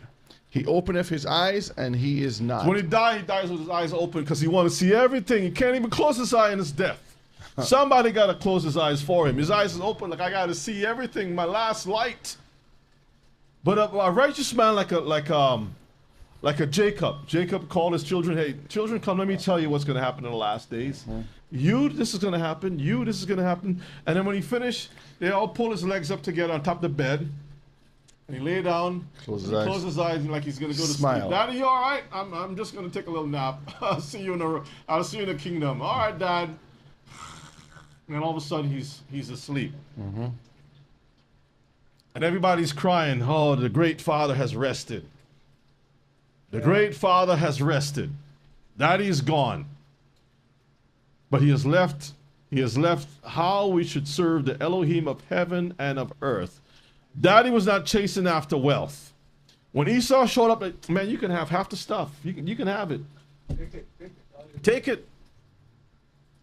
Laban was trying to milk Jacob. Jacob could have probably put a little bit of mandrake sauce over Laban's food and knocked him out. Jacob didn't do any of that. He's like, listen, man, you treated me bad. Just give me what belongs to me and I'll be on my way. I need to build my own stuff. You see how this works? But these rich people died trying to see the last thing. All right, let's read on verses 20. Terrors take hold on him as waters. A tempest stealeth him away in the night. The east wind carrieth him away, and he departeth, and as a storm hurleth him out of his place. Read. You get kicked out. Because you no longer have the life to live there. For Elohim shall cast upon him and not spare. He would fain flee out of his hand. Read. Men shall clap their hands at him and shall hiss him out of his place. See that? Like, what has happened to this mighty man? Become as nothing. This is why the language is so poetic. It's a moth. It's like a booth. It's trying to draw something that we all can relate to. We all seen moths before in your house trying to eat your clothes and stuff. Right? Let's move on, Brother Shay. Only the wise will understand. See that picture there? The body's cleaned, the toes are polished for the wake. They put a tag. The only thing you're gonna be, not even a tag, you're gonna be taken to the grave. Let's get Psalms 37 and 16. It says, a little that a righteous man hath is better. Is what? Is better. Is what? Better. Uh-huh. Than the riches of many wicked. Many wicked. 1 Timothy, this is New Testament, chapter 6, verses 5 to verses 7. Let's get it. Verse 5, perverse disputings of men, of corrupt minds. We call it education. Because everybody got a big brain. I went to Harvard. Harvard? What does that mean? Well, that means I'm educated. Well, no, I went to Cambridge. What does that mean? Well, Cambridge is an older one than Harvard. Oxford. So I got, Oxford. Yale. Go ahead and read. Perverse disputing of men, Uh-huh. of corrupt minds, and destitute of the truth. They're lacking the truth. Supposing that gain is godliness. They're supposing that this education, the wealth, the power, status, I'm going to join up with this fraternity, and this fraternity is going to be a come up for me, and I'm going to join with this group. If I do this procedure, I'm going to be on a pyramid, go up, up, up, up. If I become a Mason, I'm going to be in a clique.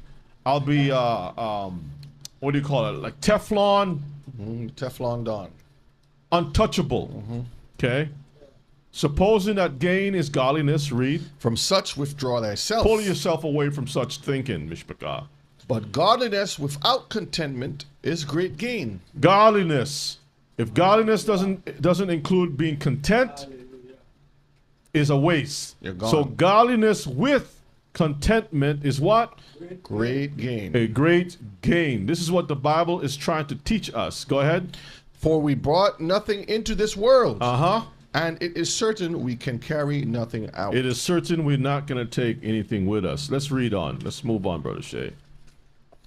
1 Timothy chapter 6, verses 9 to verses 10. Let's get it. But they that will be rich fall into temptation. Wait a minute. Those people that will be rich, they what? Fall into temptation and a snare. And a deep ditch. Go ahead. And into many foolish and hurtful lusts. That's where the Great Depression, that's where all the drugs come in, which drown men in destruction and perdition. I worked for a woman for many years. When I started out working for her, it was beautiful, it was wonderful. And then I saw a change. She was the only female vice president of a huge Fortune 500 company. And this woman, I remember privately in her office, doors locked, we're having a conversation, and she took a moment to open her desk drawer. Drugs. And all I can see is a whole bunch of pills. Pills. When I saw that, my spirit and I had a good conversation. I don't want this no more. This is not for me. Every time she pulls me in the office to do the evaluation for your pay, you're going to get your little percentage increase. She's always asking me, what would you like to see yourself? You know what I keep telling her over and over? It used to make her upset. I want to have my own business. I want to be out of here. Because if I told her I want her job, that's what she's trying to set there's only one person could be on the ladder. She was trying to pass it on to you, Rebbe. No, I even tried to escape from that department to another department. She wouldn't let me go. She would. All you had to do was take the I job. come to find out years later that she was telling the other people, don't hire him. She's trying to keep me close to the... That's the point. You take the job. When you get there, you can take the pills and throw it away. Right? Then you know what happened to her later on, Mishpachah? Yes. When she left the job, she left with a walker. Her health went down so fast. I'm talking about within months. Then she left the company. I think within a year or so, she was dead. She was gone. Then there was another woman that came in that I worked under. And this one was much young and vibrant. Always trying to invite me to go somewhere that I don't want to go. Saw the potential. You have potential. Well, I don't know what kind of potential she's looking for, but now it wasn't with me. The future is bright. No bright future. All of the company. But when she opened the drawer again, more pills. Her pills were organized. See, that's the point. See, her pills were more organized. And I had a conversation with the Spirit of the Most High. Ruach and I were having a good conversation. I don't know what became of her, but she was miserable. Miserable. Every Friday she's trying to get me to go somewhere. All right, let's get back. Let's get back. Verse 10. For the love of money is the root of all evil. Now wait a minute. Did you finish?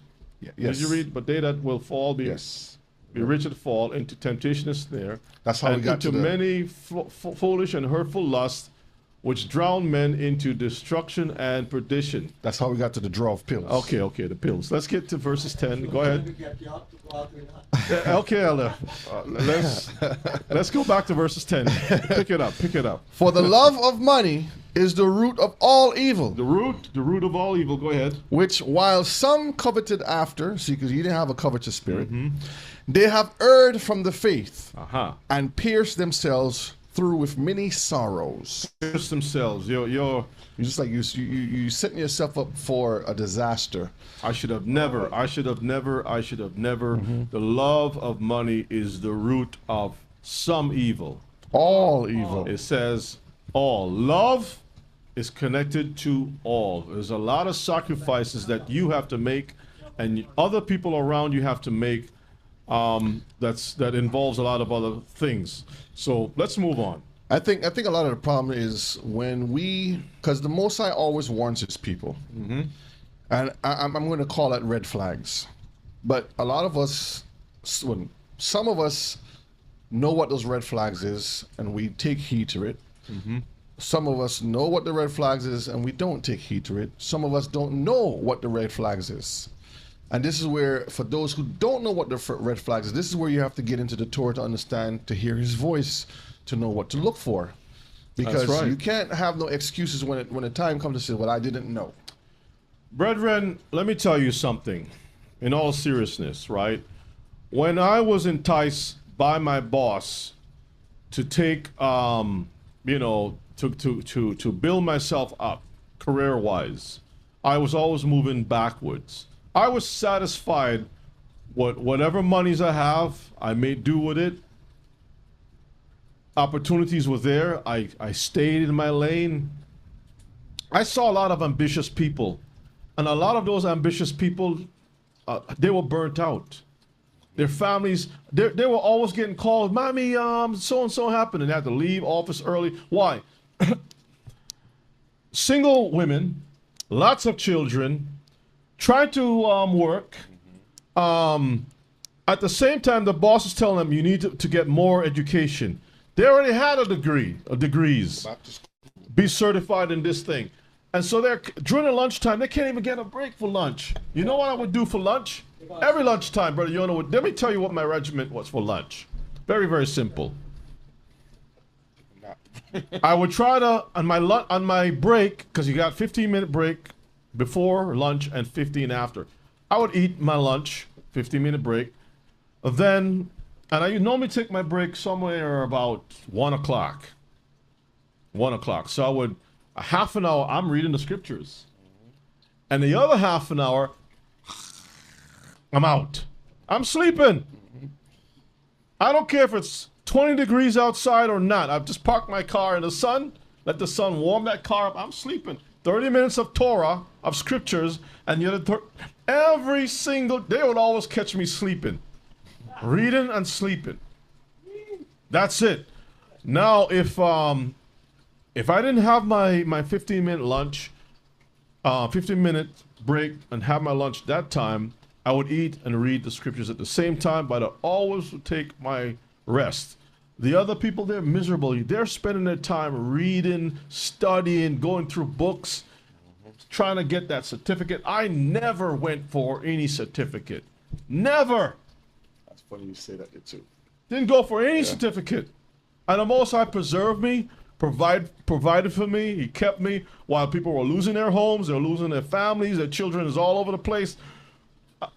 I can give you stories, but I thank the Most High that He kept me. And I can only share my experience, but you know what? A lot of people are not going to listen to this. It's going to go through this ear and go through the other ear. Down to the floor. What you saying, Brother Shane? No, I was just saying I can attest to some of that too, because I'm always Speaking to the mic, Brother Shane. Come on now. I'm always there building classes or doing some research. That's it. And my wife always tells me, she says, you need to take time for yourself too. I said, I know, but I enjoy doing this. I'm always doing some research. Like I would just read something and then I'm like, I gotta look this up. And then I start putting stuff together. It's just, Yeah. That's in the wheels never spirit. stop That's the turning. spirit of the Most High in you. And half the time she'll walk by, my boss will walk by, see me with my lunch. Can I have your lunch? I can, you can, or leave your lunch. Let's take my car. She has a Jaguar. Here's the keys. Go buy some lunch for me and you. So I'll go get the lunch for you, but I'm good. I got my lunch. Go ahead. And I will go get the lunch, bring it back. Other employees will go gallivant. You know gallivant? You know the word gallivant? How many of y'all know the word gallivant? Gallivant. They go around all over the place, driving with the car, go to the mall or whatever it is. To show off that they have Show off whatever. Half the time, I don't even want to touch a car. She's always trying to give me stuff. set you up. That was maybe your trial, being tempted. I'll give you all of this. After she saw that I wasn't budging, the relationship became from sweet to bitter. Let's move on to the other slide. Riding the pride cycle. Riding the pride cycle. James chapter 5, verses 1 to 3. James 5, 1 to 3. Go to now, ye rich men, weep and howl. Behave thyself, Brother Eric. Behave thyself. Don't put ideas out there. Behave that. Read. James 5, verses 1 to 3. Go to now, ye Uh-huh. rich men, weep and howl, for your miseries that shall come upon you. Your misery that will come upon you. Go ahead. Your riches are corrupted, and your garments are moth-eaten. Your gold and silver is cankered. So we see the moth again, right? James is talking about the moth. Go ahead.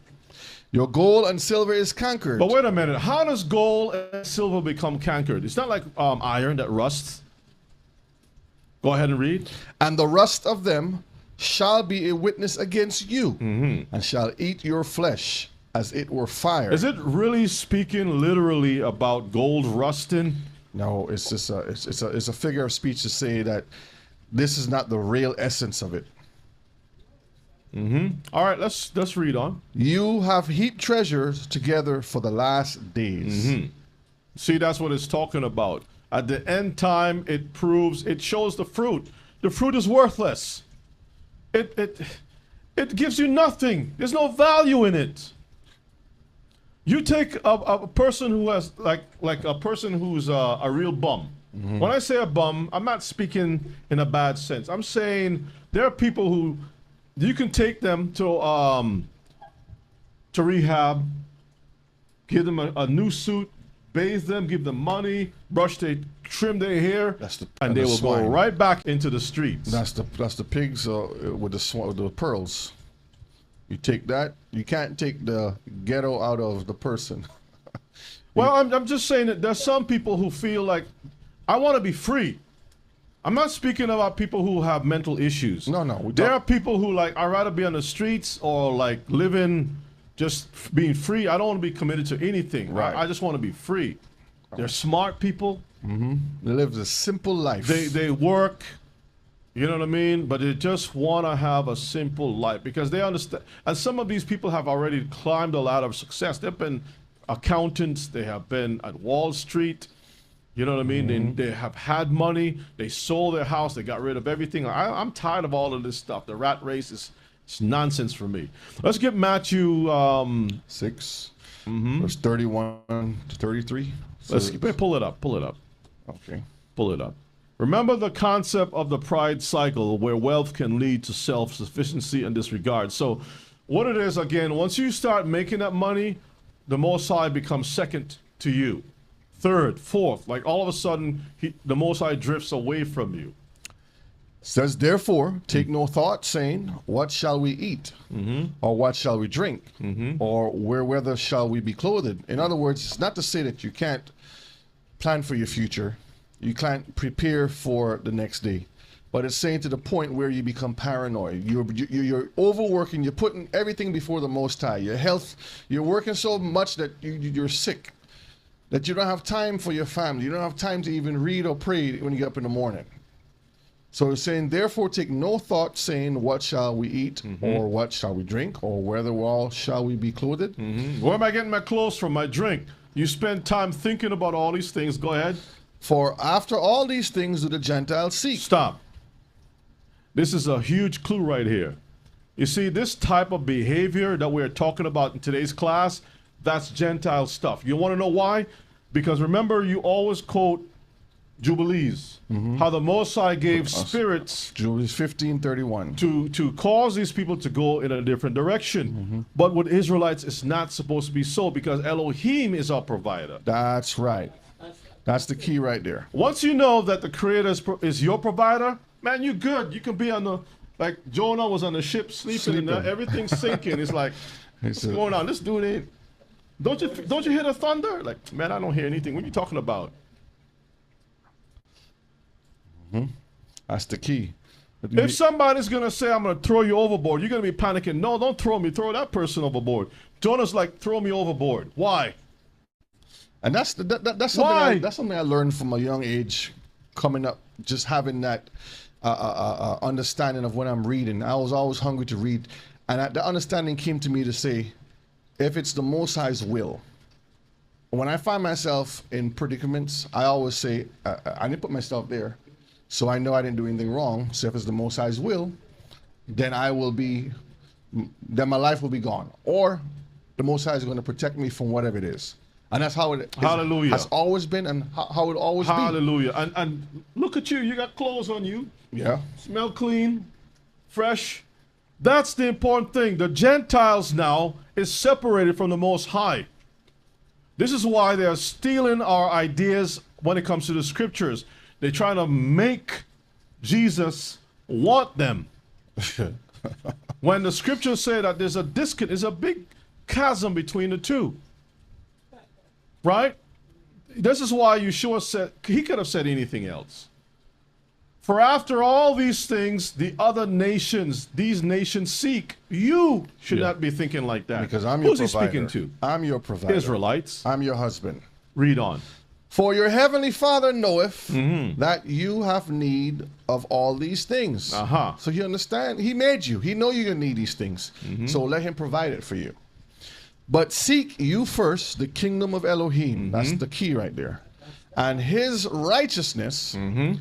and all these things shall be added on to you. All these things. I used to ask myself, Joe Biden, they call him Uncle Joe, Sleepy Joe. Sleepy Joe, whatever terms derogatory. I'm trying to figure out with myself. This guy been in the Senate for so long till he got gray. When are these guys going to retire from that? Haven't you made all the money that you need? I mean, how much money do you need to make for you to say, let me enjoy life for what it is? Come on, brethren. Give me a number. How much money is going to make you happy? How much money, if the Most High have to make an offer to you for you to serve him, what will that price be? You know what? I just saying that. I just recently start to pray this way. I will tell the Lord, don't give me the money. Give me the stuff I need. So, for example, I'm building my home now. Don't give me the money. Give me the home. Give me the material to build a home. Give me the tools to build a home. Because when the money comes, guess what? The bill's going to come. Other people are going to come. Things are going to come. But if I have the wood to build, the wood is going to be used to build. You know how many people will stick, we're going to cover that too, they'll stick their nose up at a simple home because they could never see themselves in starting at that point. They could never, everybody wants the end of Job's life. Nobody wants to start where Job started, the hustle, the struggle, the beatdown, the accusation, the boils, the things. Satan chose a diamond in the rough to pick on. And the Most High just allowed Job to be polished. And some of our people don't want to do that. They don't want to go there. Says, I know Job. I know Abraham. Because it's an embarrassment. You finished reading? Yes, but I wanted to highlight the term righteousness. Because a lot of us will say, yes, I'm seeking the kingdom of Elohim. But we're not seeking it in righteousness. That's right. keeping the Torah. That's right. That's not to your own standard. The standard is already set. Just obey. That's it. I want to read this part again. The concept of the pride cycle where wealth can lead. So wealth is like a person, like a Judas goat, leading you to self-sufficiency. When you get a certain amount of money, you don't feel like you have to depend on anyone anymore, right? Therefore, like the Most High was your provider, now I'm the provider. Yeah. I don't need to come, Master, I'm hungry. Can you please, give me something to eat, or whatever it is. You don't have to bend the knee anymore. Make you chart your own way, your own path. And all of a sudden you start to disregard the Most High. He becomes less and less important. And when you do that, you start to serve mammon. Mr. Cal, we're going to always serve somebody. Are we going to serve the Most High, or are we going to serve mammon? Let's move on. That's what it is there. Let us move on. Riches of the world connected to exploit?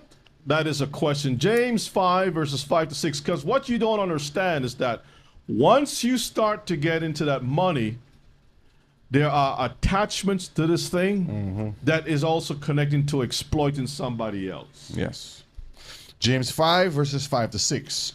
You have lived in pleasure on the earth and been wanton. You have nourished your hearts as in a day of slaughter. You have condemned and killed the just, and he doeth not resist you. Even the poor people don't resist you. And yet you abuse or exploit the poor person. This is James writing a sermon or letter to the rich that with your wealth you could have done some good things, but instead you exploit people. Like in the movie Trading Places. Yeah, Trading Places. Because you look a certain type of way, the police want to handle you a certain type of way. When you dress, you know, like a wealthy person, the police will actually open the door for you. Sir, are you okay? The same guy who just ran over somebody with his Bentley, the police will not arrest him. The police will give him leeway. But the person who is in a park on a park bench feeding the birds his little meal, his crumbs, and breaking off a half a croissant to feed another poor person like himself. Yeah. Just like in the slide I showed The police will last come night. and handle you like, get out of here. Move away from the store.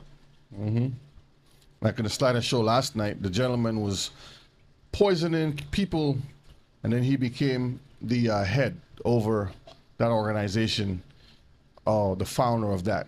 Whereas one of our people cough or sneeze on someone, you wear your mask. That's wickedness. All right, let's read. Jeremiah 22 verse 13 And- downwards says, "Woe unto him that buildeth his house by unrighteousness, and his chambers by wrong, that useth his neighbor's service without wages, and giveth him not for his work." Not giving him for his work. So you know that you need to pay this guy $5,000. But instead you give him $50.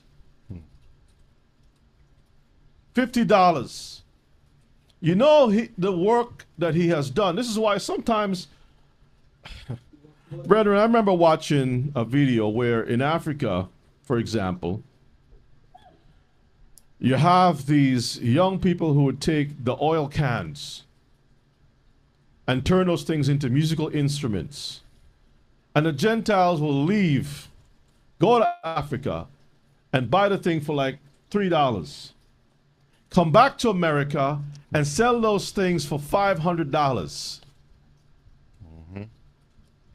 And I'm thinking, you see the guy over there with holes in his shoes, the youth trying to make something out of themselves by taking the garbage and turning that into musical instruments that sound really good and have a unique sound to it. And all the Gentile have to do is take the instruments, package it up really nice. Exploit. You have artisans in Africa that would take, I saw one guy took a tree root and he carved that thing to look like a Jurassic Park dinosaur. Really nice art. And the Gentiles will take that stuff, give him maybe $10. It's just a tree root. You know, it's a tree root. Take that thing over to America and put that in a museum, an art gallery for $100,000. Exhibits. Knowing full well that that guy in Africa Starving. is trying to feed his family. And you would at least say, you know what, I'll give you 10 grand for this thing. Something a little bit more reasonable. And you know you're going to put that thing in the gallery. People are going to make money off of it. And later on, you're going to Years put to an come. auction on the thing. Is $4.1 million for a tree root. Brethren, this is wickedness. The same tree root the hyenas went and pissed on, and the guy cut it down and make it something nice. Now it's an exhibit. Let's read verses 14. That saith, I will build me a wide house and a large chambers, and cutteth him out windows, and it is sealed with cedar, and painted with Vermilion. You paint the house in red. Beautiful, nice house. bright colors. Let's get this article here, just a little bit. We're not going to spend a lot of time on this because we want to try to pick up some speed here. Link. So this article kind of like highlights some of the exploits that is out there by these billionaires, right? You got tech billionaires buying up land, right? And exploiting, moving the people off their land, buying up stuff. You can go down. We're not going to read the article. Just going to scan through some things. Keep going down. Right here. Highlight this part. Stern worries about rising housing prices and speculation among locals about what exactly is going on. So when a rich person comes in, you're paying $1 a year for property taxes. Somebody moves in next door to you All of a sudden, there's $100. and buys up the thing and jack the thing up just because that person is a billionaire. Now that $1 a year is $5,000 a year. Before you blink twice, it's 10 grand a year. And you're trying to figure out what's going on. You guys make a mistake? No, they're trying to get you out. Scroll down. Let's look at this beautiful land right here. Nice. I mean, lush. Your cattle will be so happy, like I'll die right here. Look at these guys. Billions of dollars just buying up stuff and exploiting the residents. People can't even, the Hawaiians, the natives can't even afford to live in their own country. And they It's buy the crazy. area, then they block off the beach and say, this beach now is our beach. Scroll down some more. We're going to move on. We're not going to spend time on that. Let's see. Yeah. All right. Let's close it out. Let's close it out. And y'all can, there are lots of articles. We can all circle back some other time and cover that. But goes to show you how the wealthy exploit the poor. If salvation was a thing that money could buy, the rich would live and the poor would die. Ecclesiasticus 13 and verses 14. Love Yahuwah all thy life, Uh-huh. and call upon him for your salvation. Should we call upon the rich for salvation? Hell no. Like trading places, like Nope, the rich nope. show up and then now, if I can grab the hem of a rich man's garment, I might enter the kingdom of heaven. Nope. Is that what it's talking about? Call upon him, the rich person. Nope. That's going to save you. The only one- If I can only get into this school, Mama, can you get me into that school? If I get into that school, I'm going to get rich and I'm going to help you, Mama. And as soon, I know a lot of people who have, they went to private school. And as soon as they come out of that school, I don't believe in God anymore. It's like, well, wait a minute. You was going to Baptist church every single Sunday. What do you mean you don't believe in God anymore? I don't believe in God anymore. What happened? Let's read Sirach 13, verses 19 downward. The book of Sirach 13, 19 to 24. As the wild ass is the lion's prey in the wilderness, so the rich eat up the poor. Wait a minute. So Joyce, you know Joseph Niles? Yeah, we know Joseph Niles. Where's Dode Shemuel? Dode Shemuel knows Joseph Niles personally. Personally. Okay, go ahead and read. Read it again. As the wild ass is the lion's prey in the wilderness, so the rich eat up the poor. As the proud hate humility, so doeth the rich abhor the poor. The rich, the rich, not the rich. The rich do not like the poor.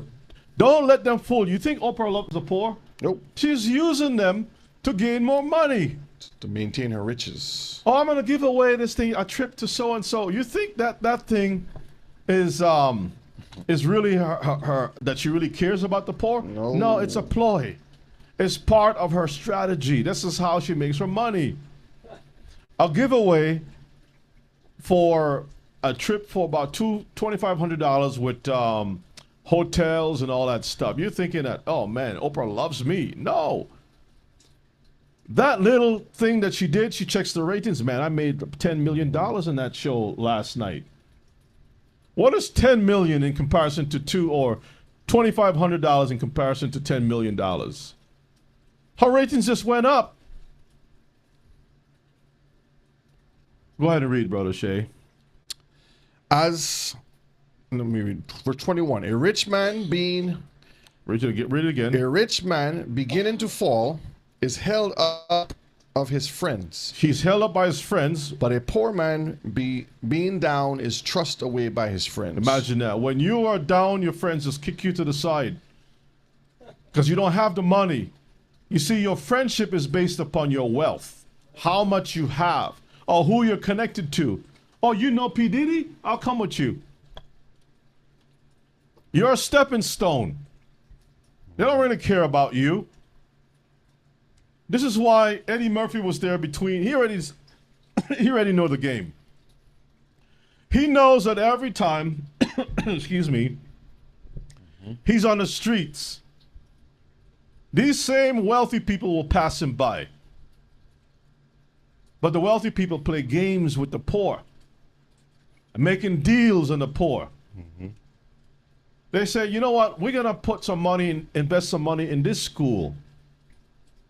You think the Trading Places is just a movie? No. When these rich people say that we are going to pour some money into an orphanage, it is part of a deal behind the scenes. To take over that whole thing. They're gambling with the lives of the poor. When they're talking about, I'm going to name this school after such and such, you're thinking that that they care about the poor. When they name a street, you think that they really care about the poor. Let's move on, Brother Shay. Sirach 13, verses 19-24. Let's read 22 to 24. Let's read. When a rich man is fallen, he hath many helpers. He speaketh things not to be spoken, and yet men justify him. So, like Trump run his mouth talking about grabbing the underwears of women, snatching things and touching things. Just the other day, he's in the news talking about the Speaker of the White House. He liked to see the way her lips move and all kinds of stuff. It's in the news, today's news. And people were like, man, no big deal. That's the golden boy. That's just Trump being Trump. Richie Rich. Read it again. When a rich man is fallen, he hath many helpers. He speaketh things not to be spoken, and yet men justify him. The poor man slipped. You say one thing about that lady's lips. Oh boy. Elder, in trouble? Sexual assault. You can't even spell, you can't even write the T for trouble. Your hands will be shaking. Go ahead and read. And yet they rebuke him too. He spake wisely and could have no place. Verse 23. When a rich man speaketh, every man holdeth his tongue. The golden boy, the golden boy. Look what he saith. They extol it to the clouds. So even though he doesn't make any sense, I mean, you know how many times this guy says stuff and it don't make any sense, and yet people are having all these talk shows. Oh, you're gonna see. No matter what, you're gonna see. You're thinking, well, he must make sense because he's rich. Playing 4D chess. 4D chess. You're thinking, is there such a thing as 4D chess? That's the stupidness he's talking. Come on, let's read. But if the poor man speak, they say, what fellow is this? They'll remove him from YouTube. And if he stumble, they will help to overthrow him. See that? We stumble. Brother, you don't know what you're talking about. Mr. So Shark, all of a sudden, I don't know what that. I'm talking about. Oh, you said something that you messed up. But Trump just put a tweet out. A bunch of nonsense, and he has 1 million views. You're trying to teach Torah all day, and you can't even get 16 views. Too boring, Rebbe. What's going on here? Too much law. Everybody fall asleep. I guess I gotta put on a purple robe and some boots. Boy, even that. Talking about a UFO. Riches are good unto him. Maybe I should start talking about UFOs. What do you think? No. Riches are good unto him. And dry baptism. That have no sin.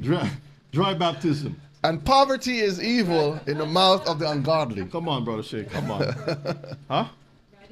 I should get a horse. Yeah, that's a good idea, sis. Where you gonna put this horse? I don't know. So we'll find some Gentiles to pull me in and pass over. And I'm struggling with the horse. Like the horse is doing this. Yeshua came in a donkey, but I'm gonna come on a horse. War. Horses are for war. Anyway, I don't want to go there. I'll disturb the peace. Where were we? Verse 24. Read 24 again. I lost my train of thought. I was trying to bring you back. I know. Riches are good unto him that have no sin. Read. And poverty is evil in the mouth of the ungodly. Let's move on. All that gold, all that glitter. A warning to the three perceptions of success: the educated, the powerful, and the rich. These are the three types of ladders. Education is going to get me riches. My power brokers get me to the riches. Or if you're born rich, I'll make myself even more rich. Maybe I need to speak in tongues and tie my bow tie. Jeremiah 9:23. Let's get it. Thus saith Yahuwah, Uh-huh. let not the wise man glory in his wisdom. Don't let the wise person, the educated one, glory in his education. Go ahead. Neither let the mighty man glory in his might. Uh-huh. Let not the rich man glory in his riches. Y'all see that? We have to give the Most High his praises, his honor, his glory. Everything is from Yahuwah. If the earth is Yahuwah and everything there, the cattle on 1,000 hills belong to him. Don't tell me that your education is more valued than the Most High's words. That tells us that many, many tekel will fasten. Go ahead. Let's move on. So Marvis is saying, okay, so are you telling me, sis, that I need to get a purple and gold outfit? Brother Shay. Are there any sisters that will make me a beautiful garment of purple and gold? Don't put that challenge out there, Rebbe. Well, You might get some packages just now. it's going to be a big challenge because don't text me asking me what size, Oh, boy. how tall I am, and stuff like that. Oh, You're not boy. going to get any information on that. You want to get in the sizes? No. The man who got too big, forgotten, and needed a reminder. Let us read 2 Samuel 12, 1-5. These are examples of how we can lose our way. Let's read. First, 2 Samuel 12, 1-5. This is just a portion of verses 1. Read. There were two men in one city, the one rich and the other poor. Verses The 2. rich man had exceeding many flocks and herds, but the poor man had nothing, See the difference? Go ahead. save one little ewe lamb, which he had brought and nourished up, and it grew up together with him, and with his children it did eat of his own meat, and drank of his own cup, and lay in his bosom, and was unto him as a daughter. And there came a traveler There unto came a a rich traveler man, unto the rich man. Go ahead. and he spared to take of his own flock, He neglected to take from what he already have. Okay, go ahead. and of his own herd, to dress for the wayfaring man that was come unto him. So instead of him taking from his own possession to feed the traveler, what did he do? Go ahead. He took from the traveler, but took the poor man's lamb, He took the poor man's lamb. Go and ahead. dressed it for the man that was come to him. See that? And David's anger was greatly kindled against the man. And he had said to Nathan, That's the prophet. as Yahuwah liveth, Now this is something very, very dangerous. He Careful what swore you by say. the Most High. As you are what? Live. Go ahead. the man that hath done this thing shall surely die. Boy. And he didn't know. Out of his own mouth. David had drifted too far from Yahuwah to even see his own self at this point. The prophet had to come and remind him, but at least he had enough sense in his head to drop to the ground quickly and beg for forgiveness of the Most High. You see the difference? At least he was humble enough. He had pride at some point, but he wasn't so dumb. My question to our people, are we dumb? Are we so prideful that we can't take correction anymore? To get off the high horse? Let's move on, Brother Shay, for time's sake. Your declaration of independence and pursuit of happiness. What is that? Proverbs 28, verses 19 and 20. It says, he that tilleth his land shall have plenty of bread, You put the work in, you'll eat. Go ahead. but he that followeth after vain persons shall have poverty enough. You're watching all of the TikTokies and the YouTube, all the successes and do this and do that. And this is just a mirage, Mishpachah. They're trying to tell you that this is where happiness lies. The Most High is saying, no, my son. There's an attachment. Satan is mammon. Satan has a plan set up. It's a snare. It's a trap. You're going to be miserable. Some of those women, the only thing that they have to offer their husband is their virginity. And what do they do with the virginity? They give it away to some rap dude. And the rap dude says, no. You want to be in a video? You don't sleep with me. You got to sleep with all my boys first. And after all the boys are finished, then he says, okay, you're ready. And the girl now is so destroyed. Her spirit is broken. Then there's another girl that says, girl, don't worry about it. You're going to get your come up. Take some of these drugs. You'll feel better. Sniff a little of this white stuff. You'll feel better. And then all of a sudden the girl gets a little money. She's thinking, okay, I finally get some money. I'm going to get out the game. No, you don't get out the game so easily. Trapped. Satan got something else for you, another project. Girl, where you going? Come back with me. Don't leave me by myself. By the time the girl is finished, she can't have babies. She's All alone. messed up. All She's messed broken. up. Nobody wants to be with her anymore. The guy that was trying to talk to her in high school, he was the nerd. I don't want to be with him. He's saying, babe, work with me. I have a vision. She doesn't want to see that. She wants an easy way out. She can't see what he's talking about. Believe you me, I remember a young lady that when I was in I think it was middle school I was talking to. Nice young lady. Her father was always going to church, and he was like, if you want to talk to my daughter, you got to come to my church. So I says, you know, I'll go visit the church. So I visited the church. Father was strict, mother strict. Well, we were friends in school. There was nothing more than that, just friends, someone to talk to. I remember years later, I saw the same young lady. She went after a guy who became a police officer, a detective, as a matter of fact. And I saw that same detective driving so fast with the young lady. She's sitting in the back seat, not even in the front seat with her husband, in the back seat, and she looked back like this. When she saw me, I'm walking, she's driving. And you can see the sadness in her face. That guy that was her husband was an abuser. Yeah. And she is thinking that is a come up, not seeing that that's a trap. The way that she looked, her body didn't look the way it was. Nothing about her was the same. There's a song by Garth Brooks, I think. Thank God for unanswered prayers. Mishpachah, yes, you girl, regret was on her face. That's just one story. There's a lot of stories like that. Anyway, so there's a Declaration of Independence that talks about all men are equal, right? You have the right for life, liberty, and the pursuit of happiness. And some people believe that if I go and grab this dude over here, I'm going to be happy.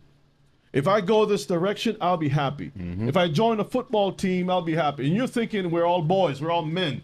You don't know. A lot of those guys in there are sodomites. Yeah. There's a news piece about a football player talking about kissing dudes up in there. Yeah, there's a lot of them do that nastiness. They're like tough guys. You're thinking, these are all men. Brethren, you have no idea. Some of you even have an idea, but you don't care. You must get the bag. Well, let's read verse 20. A faithful man shall abound with blessings, but he that maketh haste to be rich shall not be innocent. And we just covered that. There's no innocency in this thing here. Let's move on. Good, just good to look at. Are we having goods or riches just so we can look at it? A whole bunch of money piled up there in the corner. You can't eat all the bread. You can't use all the gold. I mean, at some point in time, you're gonna take the gold, the money, and start wiping your behind with it. I need a gold toilet seat. I need a gold. First, you're gonna get the gold toilet seat. Then you're gonna get the gold toilet. Then you get Then you want gold tile. Then I want gold everywhere. Everything is gonna be gold. My bed has to be gold too. Sheets. Brethren, you know Satan knows how to give people horrors on a gold bed too. Do you know a lot of people can't sleep good on gold beds? I mean, your mattress could be $20,000 mattress. The mattress will talk to you at night. It will adjust to your body temperature. You just tell the mattress how warm you want to be. It will keep you warm. It will play music for you. It will raise you up. You don't have to get up off the bed. You Just push the button. $20,000 mattress. Beautiful mattress. The mattress is self-cleaning. You don't have to do anything. It will make itself up. You even have the ones that give you a little massage too. Man, I tell you, $20,000 mattress. Elder wants one of those. You don't want one, Elder? It will read scripture for you. Really? Which Man, you mattress don't is- have to learn any Torah. Just lay in the bed. Which mattress is Psalms this? 90. Huh? Which mattress is this? Trust me. The best mattress in the world. When your stomach starts to growl, grrr, it will order the food for you. Never have to leave, huh? Man, brother. And guess who's on the mattress laying next to you? Satan. Satan's right there, whispering pillow talk to you. Let's read. Sirach. Sirach 5:9-11. Uh-huh. Moreover, the profit of the earth is for all. Uh-huh. The king himself is served by the field. See that? So even the king needs the poor people, That's right. right? Go ahead. He that loveth silver shall not be satisfied with silver, You love it, but it can't satisfy you. Go ahead. nor he that loveth abundance with increase. This is also vanity. This is also vanity. Verses 11. When goods increase, they are increased that eat them. And what good is there to the owners thereof? See that? You're increasing, but you're supposed to increase based upon your appetite. How much you can eat. If you have more children, you increase based upon the size of your family, right? Yeah. When goods increase, they are increased that eat them. Yeah. So in other words, you don't have a 10-bedroom house just for yourself. Just for yourself. 10 bedrooms supposed to have 10 bedrooms for your family. Or you go to the grocery store and you buy a whole two or four carts full, and it's just you alone. I mean, that don't make sense. That don't make any sense. You're going on a trip and you have like 10 sneakers and you're only there for one day. Well, I don't know which one I'm going to wear. I think I might feel this one. I see I people can't like that. It's like, Watch the video that I told you all about. You'll see how what misery looks like. Go ahead and read. again, when goods increase, they are increased that eat them. Uh-huh. And what good is there to the owners thereof? Saving the beholden of them with their eyes. All he can do is look at them. That's it. You have all this wealth, Paperweight. and yet it doesn't satisfy you. It doesn't comfort you when you're feeling sick. Let's read some of these quotes by John Rockefeller. So John D. Rockefeller. and Jim Carrey, the comedian.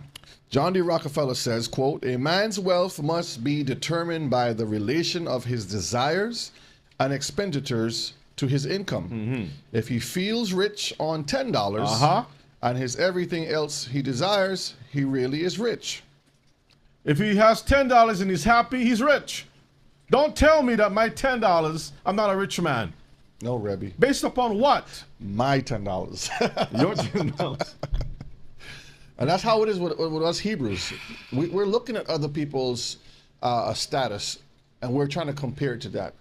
That shouldn't be the measuring stick. The Torah should be the measuring stick, Mishpachah. We're supposed to be looking at what the law, statutes, and commandments has told us what to do. And within that, we have our role and responsibility. Just like what we talk about, the members of the body. The fingernail cannot do the job of your upper lip. It won't happen. Your knees, your legs, all has Everybody. its own job to do. That's right. That's why the king himself is served by the field. You think you're a king? You're not king by yourself. You need the field. Rich people are not rich unless there are poor people around. That's it. Y'all understand this? This is why Jim Carrey says this right now. Let's read. I hope everybody could get rich and famous and will have everything they ever dreamed of, so they will know that it's not the answer. So they will know that is not the answer. Once you get to the top, you realize, man, the air is thin up here. I can't breathe. Got nothing. And it's kind of scary. What if I fall over? What if I drop dead up here? Who's going to... I mean, it's not where I want to be. You know what? Let me come down to amongst the poor people. Let's move on. Can't sleep, need meds. Sirach 5, verses 12 to 14. Sirach 5, 12 to 14 reads, the sleep of a laboring man is sweet. See that when you work hard, I'm too tired to go to sleep. Huh? Too tired. Don't you sleep good when you're tired That's from doing good work? That's the best sleep. All right, brother Yehuda should know that, right? Uh-oh. Brother Yehuda, where are you? The best sleep is Go when ahead. you're tired. Verses 12. The sleep of a laboring man is sweet, whether he eat little or much. But the abundance of the rich will not suffer him to sleep. Even if he eats little or much, he is not going to rest. Why? He's the worrying. money's keeping him up at night. It's heavy. He's worrying. He's like, he don't want no one to take what he have. So he has the top of the line security system. He has bodyguards outside, watchdogs outside. Then he has another security company watching his bank account. That's right. Then the list is long, but he still can't sleep. All kind of passwords, man. He got the iris scan, the hand scan, every type of security system, and he's still miserable. Let's read on 13. There is a sore evil which I have seen under the sun. Read. Namely, riches kept for the owners thereof to their hurt. You see that? This is evil. So you're keeping riches, but the riches are killing you. It's radioactive. It's killing you. I can't let it go. I can't let it go. Brother, you just said he's here. Brother Yehuda, I see you. I see you, brother. Verse 14, but those riches perish by evil travail. And he begotteth a son, and there is nothing in his hand. Imagine that. Can't pass anything on. So now you got to go on meds. Let's move on. Think on these words, brothers and sisters. Ecclesiastes 6, verses 1 to 2. There is an evil which I have seen under the sun, and it is common among men. It's common. People should know about this. Go ahead. A man to whom Elohim have given riches, Hallelujah. wealth, and honor, so that he wanteth nothing for his soul. Of all that he desireth, yet Elohim giveth him not power to eat thereof. Imagine that. You got all the stuff and you can't even enjoy it. Go ahead. But a stranger eateth it. This is vanity, and it is an evil disease. That's very sad. Can you imagine? Can you imagine, brethren, that you got so much money, but somebody got to feed you through a straw or some tube? Come on, Mishpachah. Let's read on. Ecclesiastes 29 and verses 11. Lay up thy treasure according to the commandments of the Most High. Ecclesiastes, not Sirach. Ecclesiastes. No, you probably meant Sirach. Maybe Sirach. I'm sorry, maybe I made a mistake All right, there. so Sirach 29:11. That's what I was saying. Lay up thy treasure according to the commandments of the Most High, and it shall bring you more profit than gold. Hallelujah. Lay up your treasure according to the Most High's word, and it shall bring you more profit than gold. And again, isn't that what we want? Yep. And every time we see the word shall, that means it's guaranteed, Mishpachah. Thank you for the correction, Ima. Sirach 29 and 11. Let's move on. Sirach 11 and verses 1. Wisdom maketh the man, not the wealth. Wisdom makes you the person, not the money making you. Wisdom lifteth up the head of him that is of low degree, and maketh him to sit among great men. Verses 4. Boast not of your clothing and remnant, and exalt not thyself in the day of honor. For the works of you are wonderful. It's wonderful. And his works among men are hidden. See that? So the Most High is going to build you up. Don't let it be your clothing that dictates who you are. Let it be the Most High. Verses 5. Many kings have sat down upon the ground. See that? A lot of kings have lost their position. Nebuchadnezzar is a good example. Read. And one that was never thought of hath worn the crown. Joseph is a good example of that. Yep. You see that. Daniel got raised up. Remember that. Esther. Okay. Mordecai, all of them. Queen, what's her name again? Vashti was kicked out. Yeah, Joseph. Let's get verse 6. Many mighty men have been greatly disgraced, Y'all see that? and the honorable delivered into other men's hands. Saul is another disgrace. Look how he died. Commit suicide. Y'all see that? Yeah. All right. Let's move on. The struggle is real, but integrity must be in it. Sirach 11, we're going to read 11 to 14. We're almost done, family. Sirach 11 to 14. There is one that laboreth and taketh pains and maketh haste, and is so much the more behind. Again, there is another that is slow and have need of help, wanting ability and full of poverty. So you have the struggle. You got people struggling to make ends meet. Read on. Yet the eye of Yahuwah looked upon him for good. Wait a minute.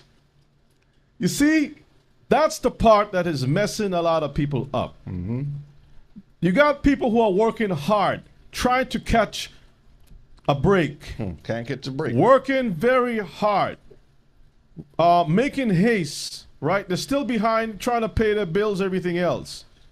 Again, there's another one that is slow. They're not fast like everybody else. You know, I'm going to take my time trying to get things done.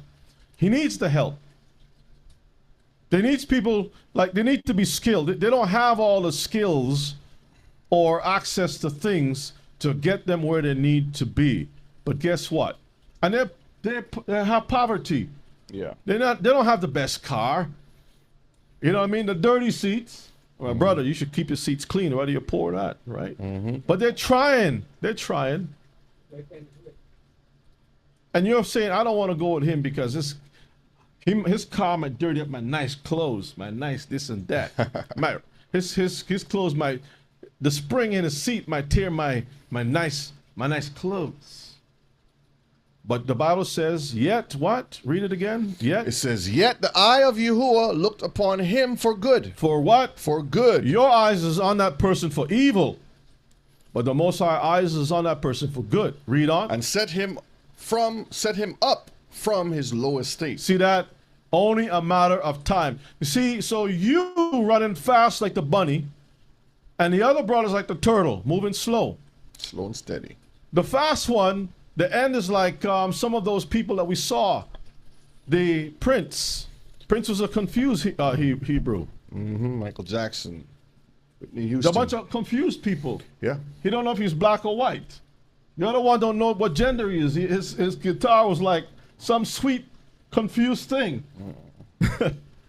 Oh, my raspberry beret. What's wrong with you, brother? Slap that nonsense out. Talking about a little red Corvette. What's wrong with you with high heels dancing on the thing? The spirit of Sodom was touching him. Paisley, all over the place. All right, verse 13. And lifted up his head from misery, so that many that saw it marvel at him.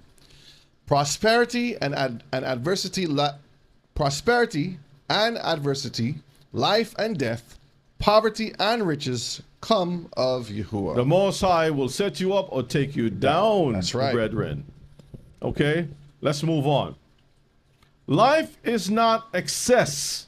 It's very simple. Simple. Not how much I have. You know, I got 5 bank account. I have 10 black MX cards. 10 of them. They couldn't put everything on one thing, so they just send me 10. The money's that big, huh? No limit. I can go any place, do anything I want. I got money coming in.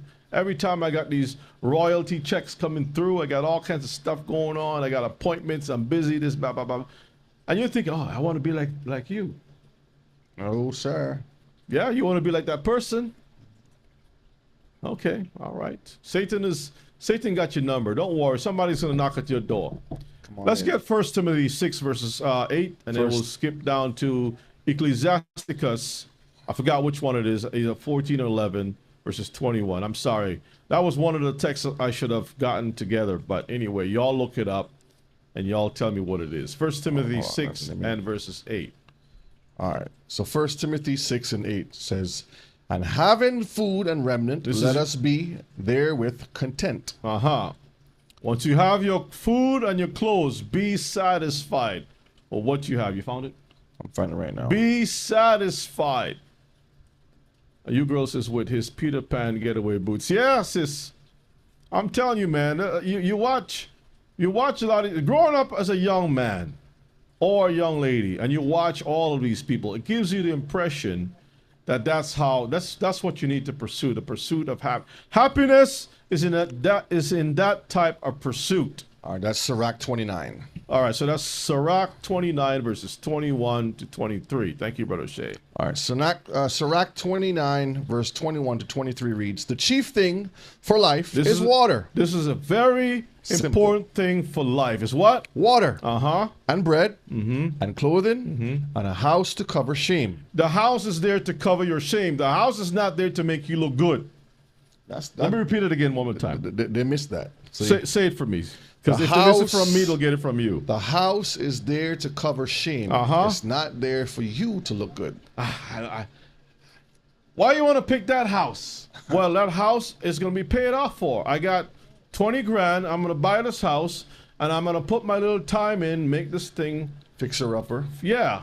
No, I don't want that. How come I can't live over there? Over there is what are you talking about over there? I want to live on that boulevard over there. Over there. In the gated community. If you're from Missouri, over there. Is this how to do it? Say it. Over there. There. There. Better. And then the wife, Churchianti says you got to keep her. Can't get rid of her. And she's like not a thick. She was a thick, but she's a tick, and you're behind. A tick in her behind. A thick tick in your behind, telling you that you got to do this. And so you're saying, well, boo, you know I love you. Well, if you love me, you got to keep my commandments. Boo is saying you got to keep her commandments. What does that mean? You got to go out there and hustle. Hustle. You got to keep the weave going. You got to work hard. You can't catch a break. And you got to make sure to prove that you can afford her to get that house that she wants over that boulevard, that brownstone house. And you're thinking, well, shoot, that's suicide. You're talking about my life being shortened. Your life is being short. Can you imagine driving a vehicle who's revved up, the RPM? Kiefer sent something he wanted to play for. Yeah, okay, we'll play it. The RPM is always running high. Woo! Like you could never, like, can I get back down to a little while? Can like, woo, and move at a good pace, like, woo, and you got to do about 10 oil changes in less than 6 months. That means you're seeing the doctor all the time. She's burning you out. She's already preparing herself for a second husband. She's just using you to get that house. She don't care about you. Babe, I want to rest. I'm tired. No. If you love me, keep my commandments. For my commandments is not what? Grievous. You love me, right? Yeah, I love you. Well, why you feeling bad about the come up, the hustle? Struggle is real. Brother Shay, go ahead and read. Let's finish this. Verse 22. Better is the life of a poor man in a mean cottage than delicate fare in another man's house. And you're thinking, your mind is only thinking you're sharing a house with you're in somebody else's house. There's another meaning. The bank owns the house. Another man's house means the bank owns it. Paying mortgages and rent. You don't own nothing. You stop. You're like a gerbil in a hamster in that wheel. You stop your little legs running for one time. Shoot, let me just grab me a little sip of water here. If you take a sip, make sure that thing is still spinning as you sip. You better keep that wheel spinning. You're sipping and the wheel is spinning. You gotta, for the wheel to spin, Brother Shay, you gotta push in a little extra hard, jump off that thing quick, take your sip, and you gotta run to match the speed. Time it. To catch back on that thing like quickly. Double Dutch. Otherwise you fall off. You're trying to get in the area. so that you can pay those bills, so you can have that. 30 years later, you're still paying that thing. You're on the same. you just look slower and fatter All of a sudden, on the hamster wheel. she's a bigger girl. She has more requirements. No.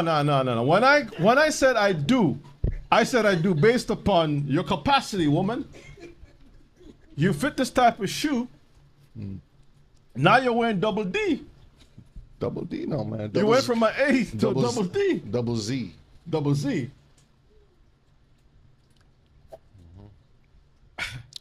And I can't carry you, babe. I used to carry you. I used to put you on my shoulder. I can't even carry you. I gotta look at you. And you want, and in now, your mind, you're carrying her in your mind. Oh my still. goodness. Anyway, brother, let's read on. Verse 23. Read 23 quickly. Be it little or much, hold thee contented, Be content. that thou hear not the reproach of your house. So when you say this is bone of my bone and flesh of my flesh, you better make sure it's really bone of your bone. She got to have the same ideas as you. So if she can't see what you're looking for, what you're looking at, what you need, what you can afford, that is not bone of your bone or flesh of your flesh. What you got, Brother Shay? All right, let me pull up this video. Okay, so fair use, and this is Kifa sent this? Yeah, Kiefer sent us something to check out. So Okay, let's it's see 1 what it minute, is. so it's a quick one. Go ahead. All right. It is my belief and my awareness that there is a depopulation agenda between now and the year 2050. If you were going to make a massive amount of people around the entire globe sick, if you were going to do that, and at the same time you were going to lock them down, what do they have control of going into your home while you're locked down in water? Water. You can actually see for our water treatment that we drink and we shower in their proprietary blends, they include a protein called E-carotene. That is a snake venom component that elicits blood clotting. You need to go look for venom. They are poisoning us. You need to look at the water. There is no part of me that even questions whether or not they're poisoning us in water. If you want to make sure your family's going to stay healthy, you got to make sure the air you breathe, the water you drink, and the food you eat is clean. All right. That's interesting. That's interesting. All right, let's move on, Brother Shay. Where are we? The day of trading places will come. Let's get Psalms 52, verses 1 to 9. We're almost finished. And then Psalms 39, verses 1 to 7. Hallelujah. Psalms 52, 1 to 9. All right, the book of Psalms 52, 1 to 9. And it reads, a psalm of David. I'm Just jumping read, down. why It boasteth- says, why boastest thou thyself in mischief, O mighty man?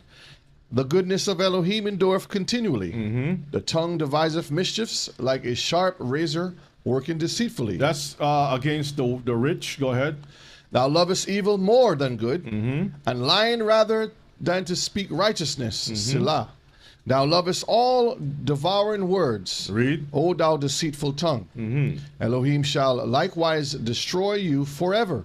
He shall take you away and pluck you out of your dwelling place, and root you out of the land of the living. Selah.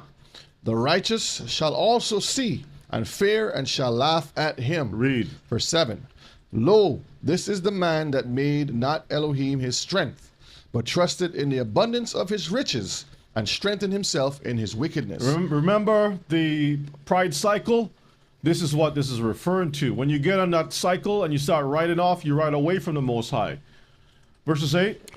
But I am like a green olive tree Hallelujah. in the house of Elohim. Hallelujah. I trust in the mercy of Elohim forever and ever. Ever, ever, ever. Verses 9. I will praise you forever because you hast done it. The Most High has done it. Go ahead. And I will wait on your name. We will wait. This is why he says, in the kingdom to come, you'll have riches.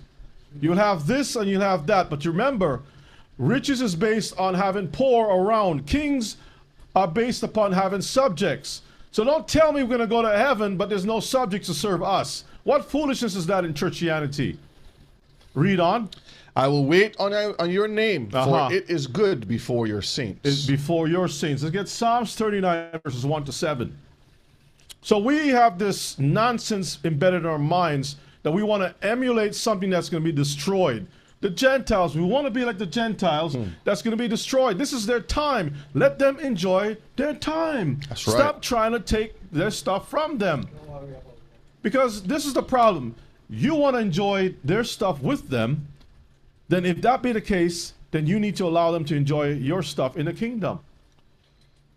You can't have it both ways. All right, let's read Psalms 39, 1-7. I said, I will take heed Uh-huh. to my ways, that I sin not with my tongue. I will keep my mouth with a bridle while the wicked is before me. Read. I was dumb with silence.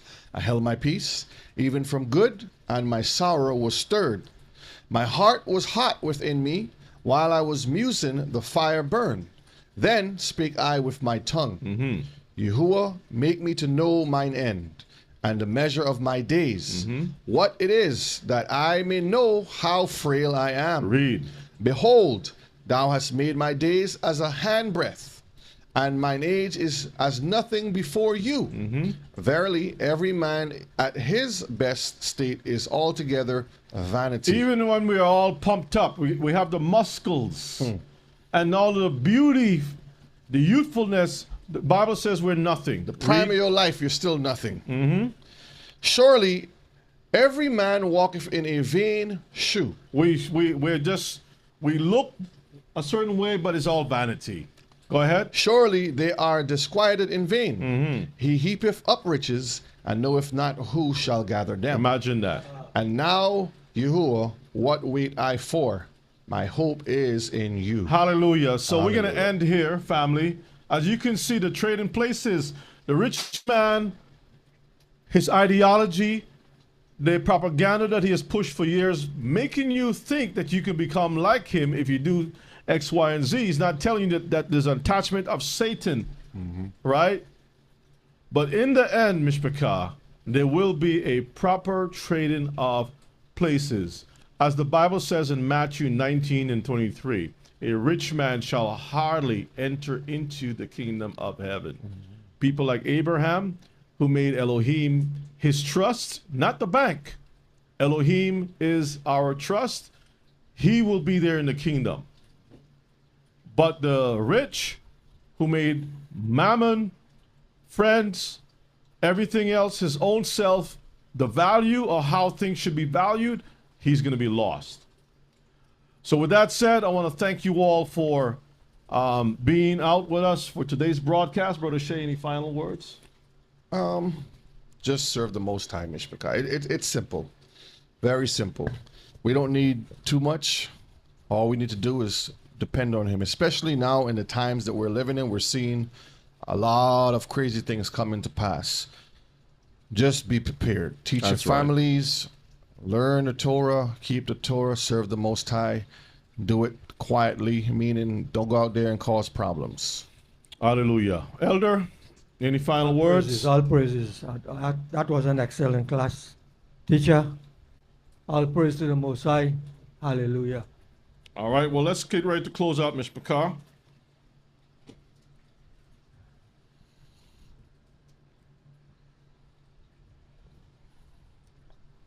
Hallelujah. Again, it is a good thing, Father, to give you thanks and praise for the time well spent. Father, nothing better can be done for us but to spend the time in Torah and to love you and keep all your commandments. We thank you. We appreciate everything that was said and done today. We pray, Holy Father, that thou may remember all those that are not feeling well, to bless them and heal their bodies, that they too may be healed, and give you thanks and praise.